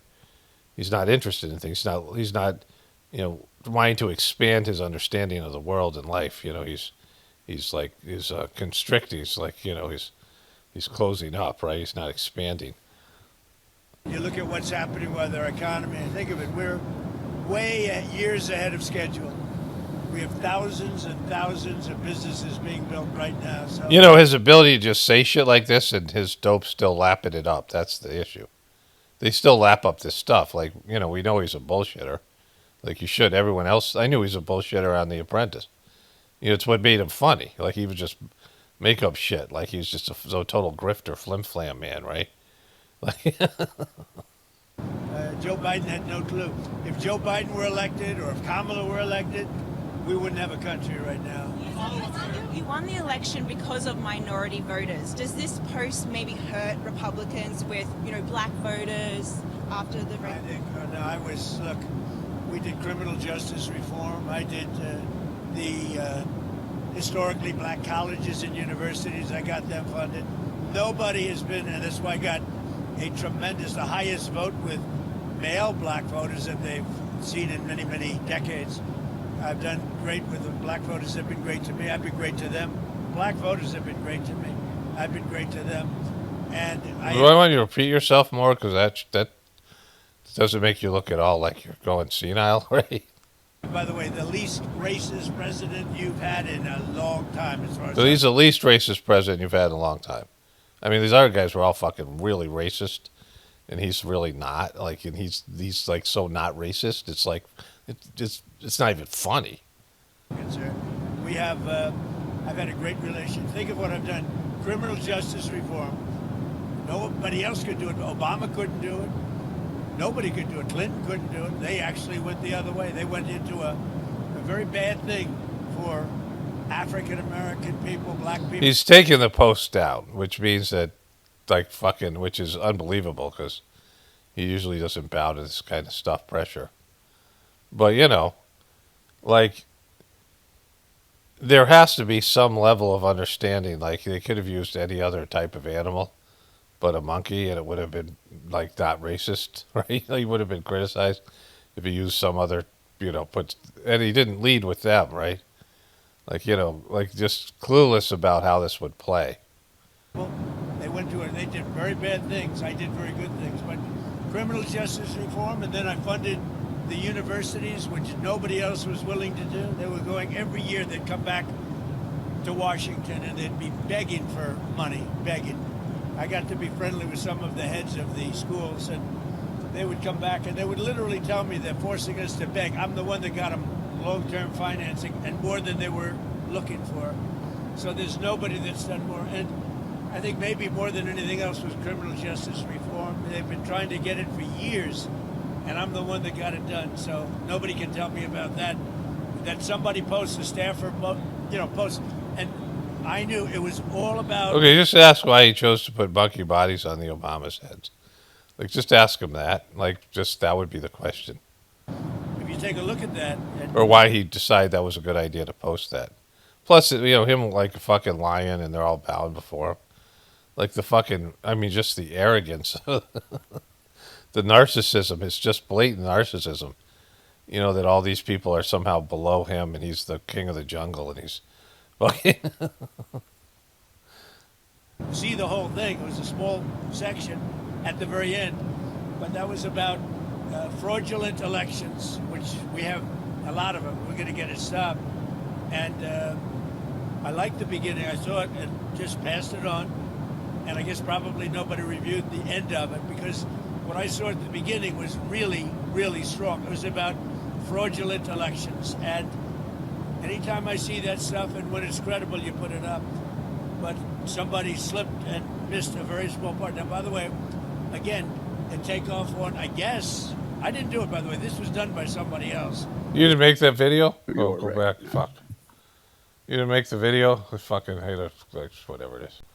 Okay, let's go back to it. The takeoff one, I guess, I didn't do it, by the way. This was done by somebody else. This was a retruth. That was not done by us. You guys didn't do it. He didn't make this for you. There was a bunch of stuff about election reform, and they stuck in this King of the Jungle thing at the end, and I didn't even know it was there. Because I don't watch things till their end. I just post them. So I just watched like a couple of seconds, and I'm like, hey, this is good. And I throw it up on fucking social media, because what could happen? I mean, there might, it's not my fault there was shit at the end that I didn't see. That they didn't have anybody review it or whatever it is. But that was a very strong truth. It was a very strong statement made about the fraudulent elections in a certain part of our country, which are really bad. All right. You know, like this is just, he's just an absolute fucked in the head guy. And it's amazing that there are people still with him. Like that's the whole thing. Let me show you this other lion thing. And this is again, I don't think anything's going to happen today because of the Olympics and fucking, the Super Bowl and then all the stuff. It's Sunday. I mean, this video is going out Monday morning unless some big thing happens and I have to reopen this. I'm going to, close this video up and make it, get it up on YouTube's a little bit groggy today. But let me show you this other thing here. Okay, there's one of these Christian things. I'm getting a lot of stuff from Israel and Christian stuff on Facebook again, and I'm starting to scroll through. So I have a screenshot of the lion one that I want to show you because of what we saw with Trump. But I can't, but I know a guy. He knows a guy. This thing here, whatever it is. Wear your faith. Faith-inspired design, you're not just making a statement, you're making a difference. All right, so I'll see if I can find the lion thing. Otherwise, I have a screenshot of it. Okay, they have this thing. Here it is, Jesus, the cross interwoven with this lion and the lion on the side of it and the lion in the clouds and the lightning and Jesus is the way, the truth, and the life. This idea that Jesus was a warrior. It's a big part of this is like the Pete Hegseths of the world. These, ones who think that, there's a association with war and the military and, you see a lot of these on these, Facebook. This idea that Trump's a lion. Now, in our my spiritual organization, the Sajmark system with Master Chargy, he was a Leo, and was talked about being a lions. And the first master said, "We don't want sheep, we want lions. We admit sheep out of courtesy, out of etiquette. We allow sheep to be here, but we want lions, right?" And so, the idea of what a lion is, but in reality, what a lion is, a fucking slug that sits around, doesn't do any hunting, lays around, and he's got a harem of women. Like these lionesses who do all the hunting and all the work, and he lays around, and then takes the best, eats first after the lionesses have killed the zebra, whatever the fuck it is, right? And then, and then gets into fights and roars and gets into fights and just lays around like a lazy piece of shit and bangs the lionesses, I mean, I guess it's a pretty good gig if you, in the animal kingdom, it's, but it's not like it's some noble creature, right? I mean, the idea of what we think a lion is in the mane and all these things, but, it's associated with being a king, and it's not, and there's, really shouldn't have this idea of, a noble lion, yeah, I guess, the idea of the lion that roars and, whatever it is, sort of claims but it's it's a violent animal, and, they're not to be, associated with this divinity. Built by heroes, worn with the purpose, crafted by hands and defended our freedom. Every stitch is a faith freedom collection, carries the weight and honor, and it goes on from there. I can't click on it because I just took this screenshot, but we don't need to. Anyways, let's wrap this one up. I'll see if there's one comment I want to get to here. Okay, so I'm gonna scroll through the comments. There was one I saw. A person wrote, "You don't know shite." Erika is broken. Candace admits Charlie sucked. Has been covering up for his hidden text. And I posted this last night. And so this person wrote. That's all they wrote. No context to it. Are you are you upset about the Candace part? Are you upset about the Erika part? Are you upset about something else in the video? You don't know shite. Like, it just, these, it gave me a chuckle at least. So there's that. So another response to that video, the Erika has broken and Candace admits Charlie sucked. Charlie's magic third brown eye, brown in parentheses, third eye was shutting off streetlights and predicting the future. He was so special he went to the X-Men school, according to Candace. For some reason, Candace doesn't think his superpowers in his neck bone could stop the bullet. Those are excellent points. I mean, the whole thing is silly. The problem here with Charlie Kirk is, it is a metaphor for the crucifixion. Because I've said before, Christians had a crucifixion problem in terms of convincing people, right? Because nobody wants to die like that. Like, it's a fucked up way to die. Like I showed you early on, the 9-inch nails. And I mean, it's think about, the story of Jesus. Like, he's being hunted. At some point, they're after him. Like, he kind of is in hiding. And they do brutal shit to people who are, trying to cut off the money line. I mean, turning over the Pharisees, turning over the money changers, and they go to the Romans and pay them off and say to get rid of this piece of shit, whatever it is, right? The stuff Judas betraying him. And he's waiting as a young guy, and he's, thinking he's doing God's work, and then they're going to fucking kill him. And it isn't, he isn't the only son of God, and this crucifixion isn't like, hey, this is going to happen. I mean, he says, Father, why hath thou forsaken me? So, if that's how your guy is going to end, and it also means he's powerless. Like, he couldn't, with all these miracles they're trying to say, all these things he could do, he couldn't stop the Romans from killing him, right? And so, how is he going to help you? How's he going to protect you? Like, he couldn't protect himself. He couldn't, he didn't have the power to. The government was much more powerful than he was, like much more powerful than the Son of God. So they got a crucifixion problem. So how do you spin this? How do you spin this so people will buy into it? So they created this story that he was sacrificed by God, because they were doing human sacrifices back then, and it was okay. It was in the Old Testament. God wanted Abraham to sacrifice his own son, and they were sacrificing animals, and human sacrifice was a big thing. And God did shit like that. The God, especially the God of the Old Testament, so it was okay. And these primitive people, these, people who are living in the, it's like 300 and 400 years after Christ is dead, it starts to take off in Europe, and it's a very brutal place, a very warlike place, right? And, people want to know what's going to happen to them after they die. That's the big hook for dumb fucks in religion. What happens to me after I die? I mean, everybody, but dumb fucks particularly. People don't like to think about that they cease to exist, right? People, I think, therefore I am, this kind of stuff. People have this idea of, like, existence and sovereignty and, being an individual, and what happens to me after I die, and, can I get a statue? Can I get some kind of, something that, the legacy thing, right? Whatever it might be. And so the biggest sell in religion is to convince people that they're going somewhere good, right? Like, if you if you do our thing, you'll have you'll celebrate in heaven. All these different religions, all these things where they convince people of a better afterlife. And so Jesus dying for your sins becomes this powerful message, because you can fuck off, you can be a sinner and remain a sinner, and you don't have to do anything, just accept Jesus. Like, it's it's an amazing deal. But, this is a crucifixion problem. And they had the same thing with Charlie Kirk. Like, he was supposed to be something more than he was, a saint, a martyr.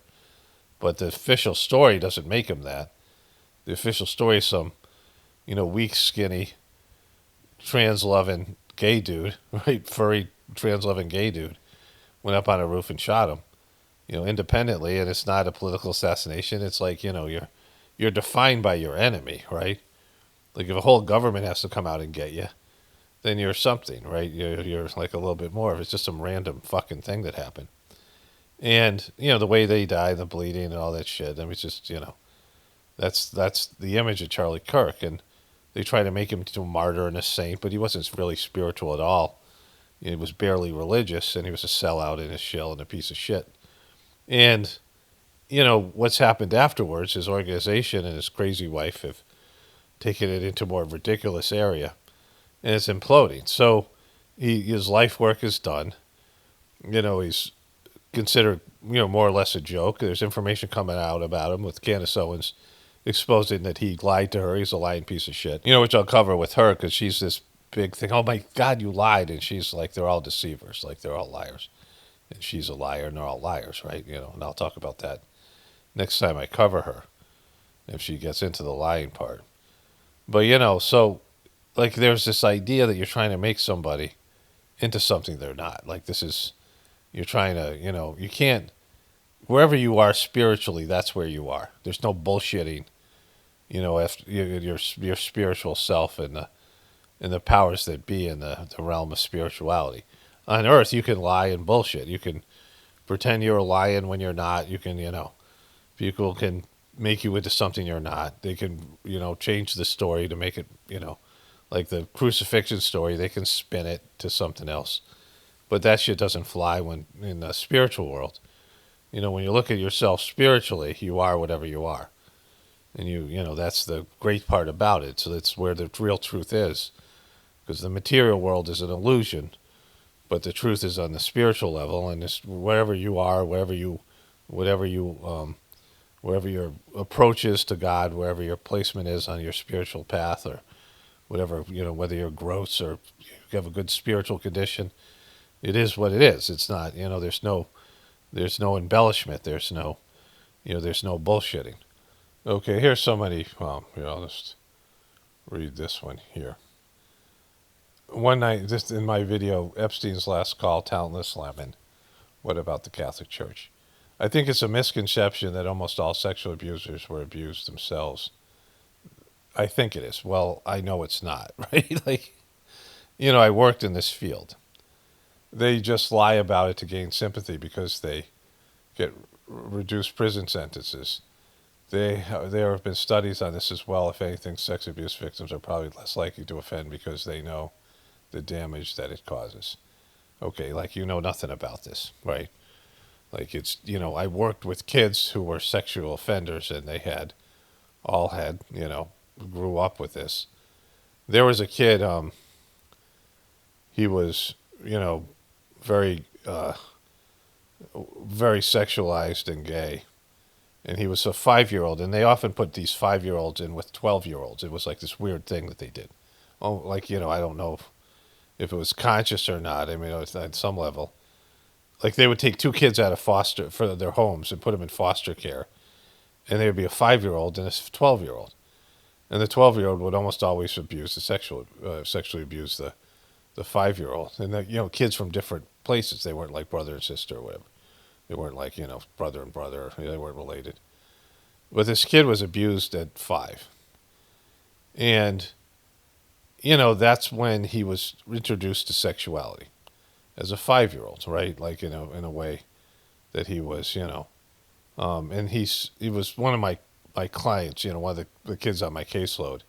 And he said, you know, I don't know if I'm really gay or I just, you know, I was abused by a guy when I was a kid, and, you know, that's, you know, I said, yeah, I don't know how to answer that, right? I don't know. Like, there's no way. Like, he was asking me if that would, I'm like, yeah, well, you can't really know, because once you're sexually introduced to sexuality at a young age, it fucks you up, right? And I talked about how, in this video, I talked about how the kids who were sexually abused by their moms were the fucking worst. But almost every one of the kids was documented being abused by some person. Like, they didn't make it up like I was abused and that's why I'm doing it. They didn't want to talk about it at all, right? Like, they didn't, and they don't feel powerful. You know, the abuser, when they become an abuser, the reason they do it is they're trying to get their power back. But there's a thing called the trauma outcome process. And if you've experienced trauma, in this case abuse, you know, like if it's you know, some kind of physical abuse or sexual abuse or something like that, there's 3 outcomes, and one of them is coping, and I would say 5% cope, like end up coping and able to deal with it, and the other 2 options are self-harm or harming somebody else. Like those are like they get injected with this like demonic fucking energy and program, and then they have to pass it on to somebody else. It's like they've been, poisoned with this, like it's a computer program, a virus, the abuse virus, and now they have an abuser inside of them. They have internalized the abuse they've gotten, and they have this, it's like almost like a split personality of this abuser now that's inside of them. Like if you had somebody who just told you a piece of shit, your parents just ran you down verbally all the time and told you how bad you sucked, and you internalized that, right? Like you feel like a piece of shit because the people that were, especially at a young age, they're telling you, they're angry and whatever. And the physical abuse, sexual abuse is even worse. But all those things, you carry that inside of you, and then you have to deal with it. You have to reconcile this, this demonic program, this unnatural thing that's happened, right? And you have that inside of you. So that's what these people have for the most part. Something happened to them that they are attracted to young kids, and usually because they were sexualized at an age when they're young kids. And when you're sexualized at a young age like that, on the sexual level, you never mature. The emotional, sexual level. That's what, like you're in relationships, and you go back to being a 5-year-old.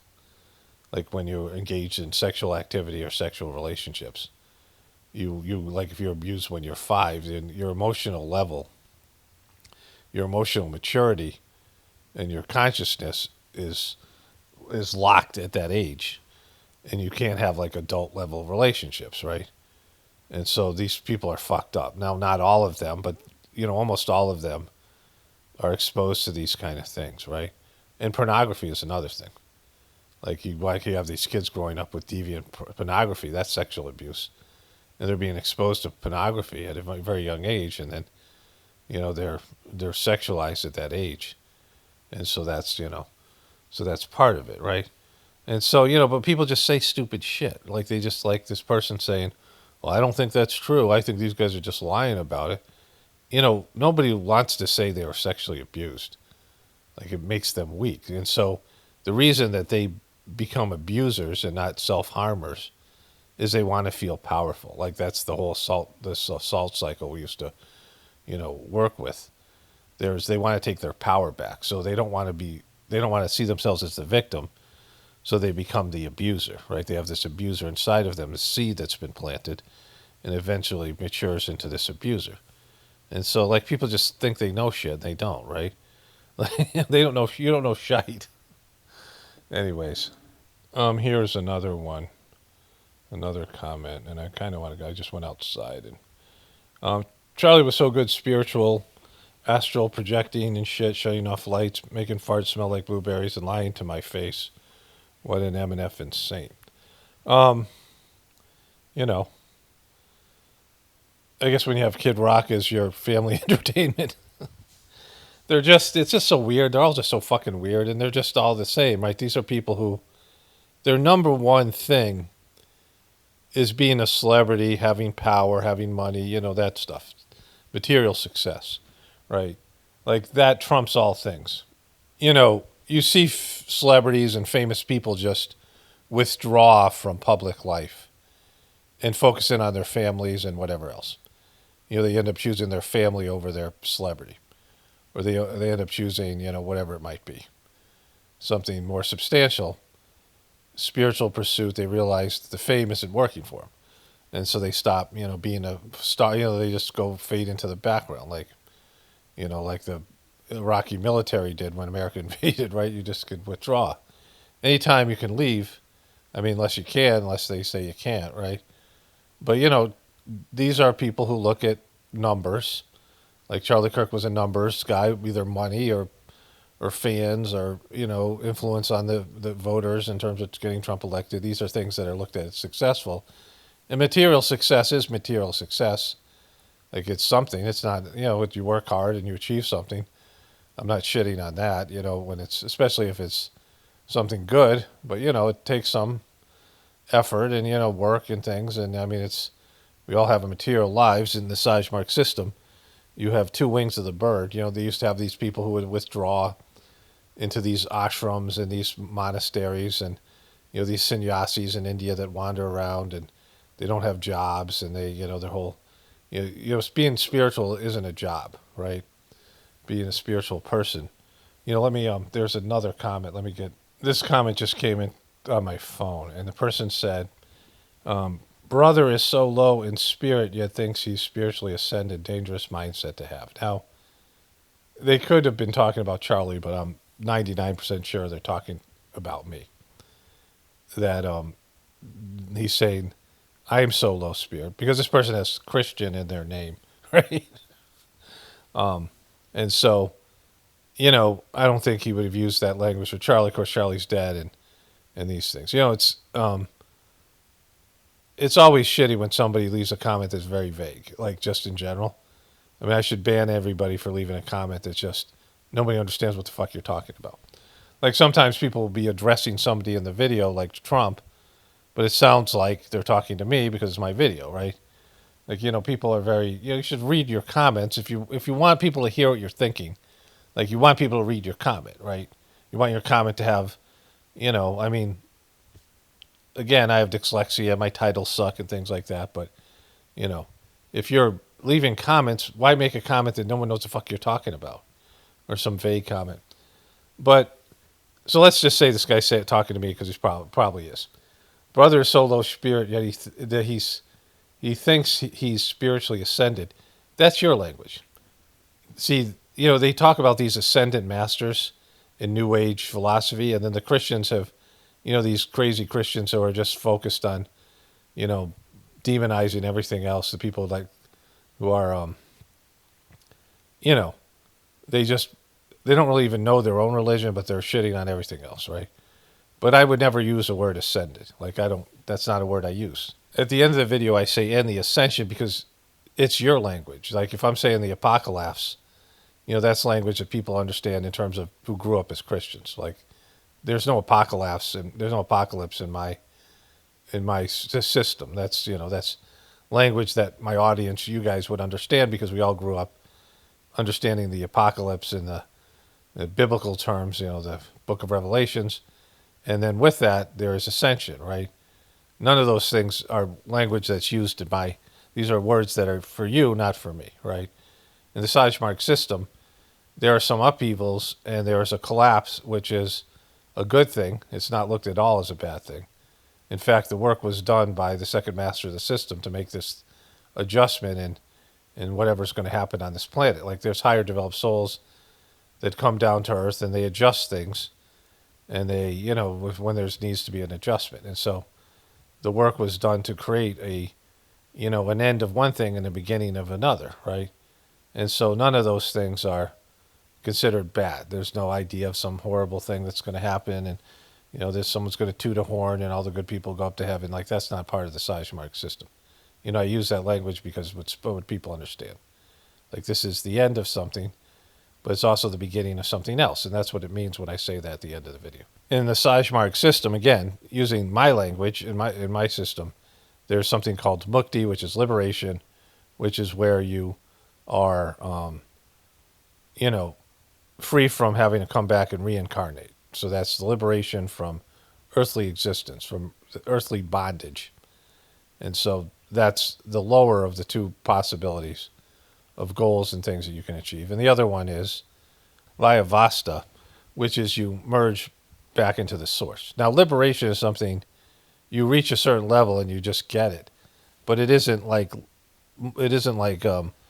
merging back into the source where you would kind of know that, right? Like if you reach your apotheosis, you master yourself, and you give up your ability to choose to do the wrong thing, which I clearly haven't done. And so, there's no question of me being merged. Like, I'm not merged. And so, other than being merged, you really don't know. Liberation is, sort of kind of sketchy.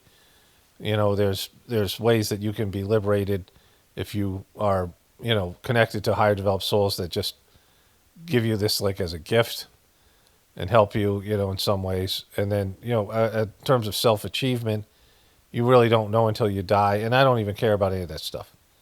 Like I'm committed to this thing in this life and the next. This particular, movement that's the Sagemark movement. Like I've signed on for it. No matter what, I'll come back here if I have to, even if I was liberated, and I'll do whatever needs to be done, right? Like that's at least my consciousness on the thing. So I don't even think about any of that stuff. All I think about is whether I'm progressing or regressing, and that I see that I'm moving forward and I'm staying on my path and I'm developing, whenever any possible way. That's all I focus on, right? None of these other things. There's these yatra points where I know for sure that I was moved from point 1 to point 2, and my point 2 was charged so I could do the transmission. When I was made a preceptor, I experienced that. I know that happened. And there was, some idea that I've gone through these various other points, with the last one being the central region, but I don't know any of that for sure. And focusing in on that like you've achieved something is bad because you stop working. Like if you think, and there's people who have gotten into the higher levels in the Sagemark system. There's the heart region, the mind region, the central region.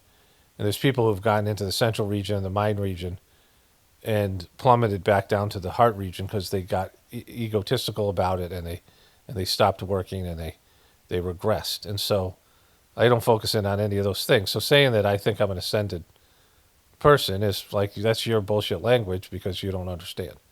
Because you're doing some bullshit religion that is remedial, and what I'm doing is beyond yours thing. Because it's it's not like you get something, this idea that you're going to heaven. Like that's some kind of chip you got, right? Like the chip you get when you're like 3 months sober, right? When you're 3 months sober, you get a chip and you're like, oh, I did it. And then you go out and get a drink, so like, it's something you constantly have to work at. There's no reward. There's no trophy. There's no trophies in spirituality.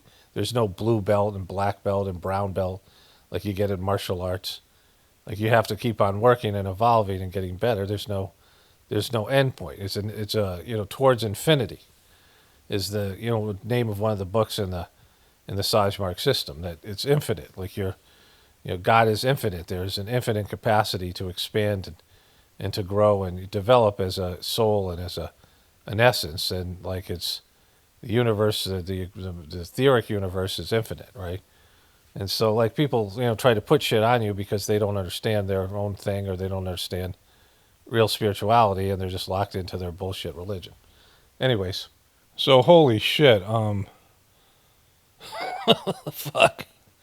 So somebody wrote this comment. Makes sense, Kid Rock, his song Cool Daddy Cool is basically a child poker's, meaning a pedo, anthem and theme song. Doubt he'll perform it, but he's very suspect when it comes to young, non-adult females. Side note, the Church of Satan was founded in San Francisco 60 years ago. Some other bullshit. Enjoy the evening. So I looked up the lyrics to this song. Let me pause this for a second. Okay, so I just wanted to check out what, I watched the video. He doesn't really have a video of this. They play a song with pictures, this kind of thing. So he gets into being a pedo at the end, right?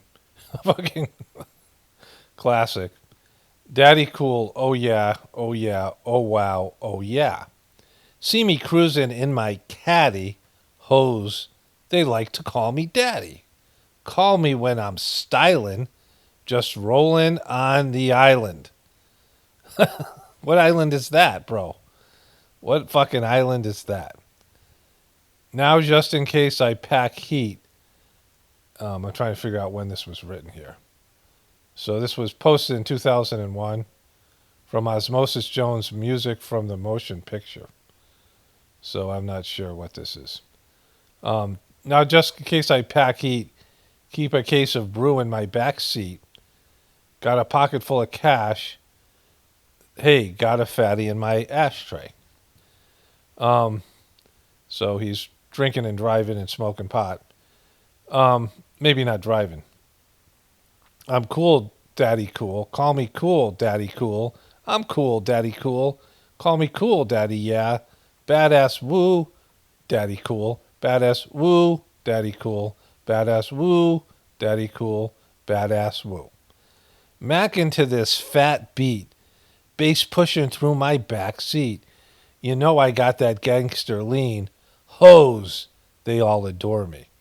I stop and they swarm me to check out my fly gold rings. They treat me like a mare 'cause I'm the biggest player. Grubbing on some pork rinds, kicking out my sex rhymes. Everybody wants to be my friend, but I can't be your friend, no, unless you got some endo to smoke. I ain't no joke. Cool me, daddy cool, daddy cool. I'm cool, daddy cool. Call me daddy cool, cool. I'm cool, daddy cool, baby badass woo. Daddy cool, badass woo. Daddy cool, badass woo, daddy cool. We'll just, badass woo. I like the way you profile them proteins, they got style. Daddy, can I roll with you? Here's some money for your gas tank. A 40 and a fatty, daddy, said I'm down with you. Now some people say my mind is blown. I'm cooling like a snow cone. On my cell phone, I got paid, G. Can't call me, just page me. Young ladies, I like M underage. See, some say that's statutory, but I say it's mandatory. So Jesus fucking Christ, right? This is your guy. He's going to some island, and then he says that shit, right? My story ain't that complex. 240s and a Rolex. I rip, I rock, I roll. Gee, I trim my hair with Flow B. Got soul like Al Green. Coolin' like the A-Team from Maine to San Francisco. I'm shooting like a pistol. I'm so slick. I'm Crisco. Daddy likes to disco. And it goes into the fucking shitty chorus. And so, holy shit, right? Anyways, what more can I say about this? He's just a gross fucking low life motherfucker. And he's supposed to be the wholesome act what they're producing at the Super Bowl. This guy raps about being, statutory rape and going to an island, and they're putting this guy out there. TPUSK. Anyways, only spirituality will save this world. It's Paravano definitely born for the apocalypse and the ascension. Everyone have a blessed day and be grateful.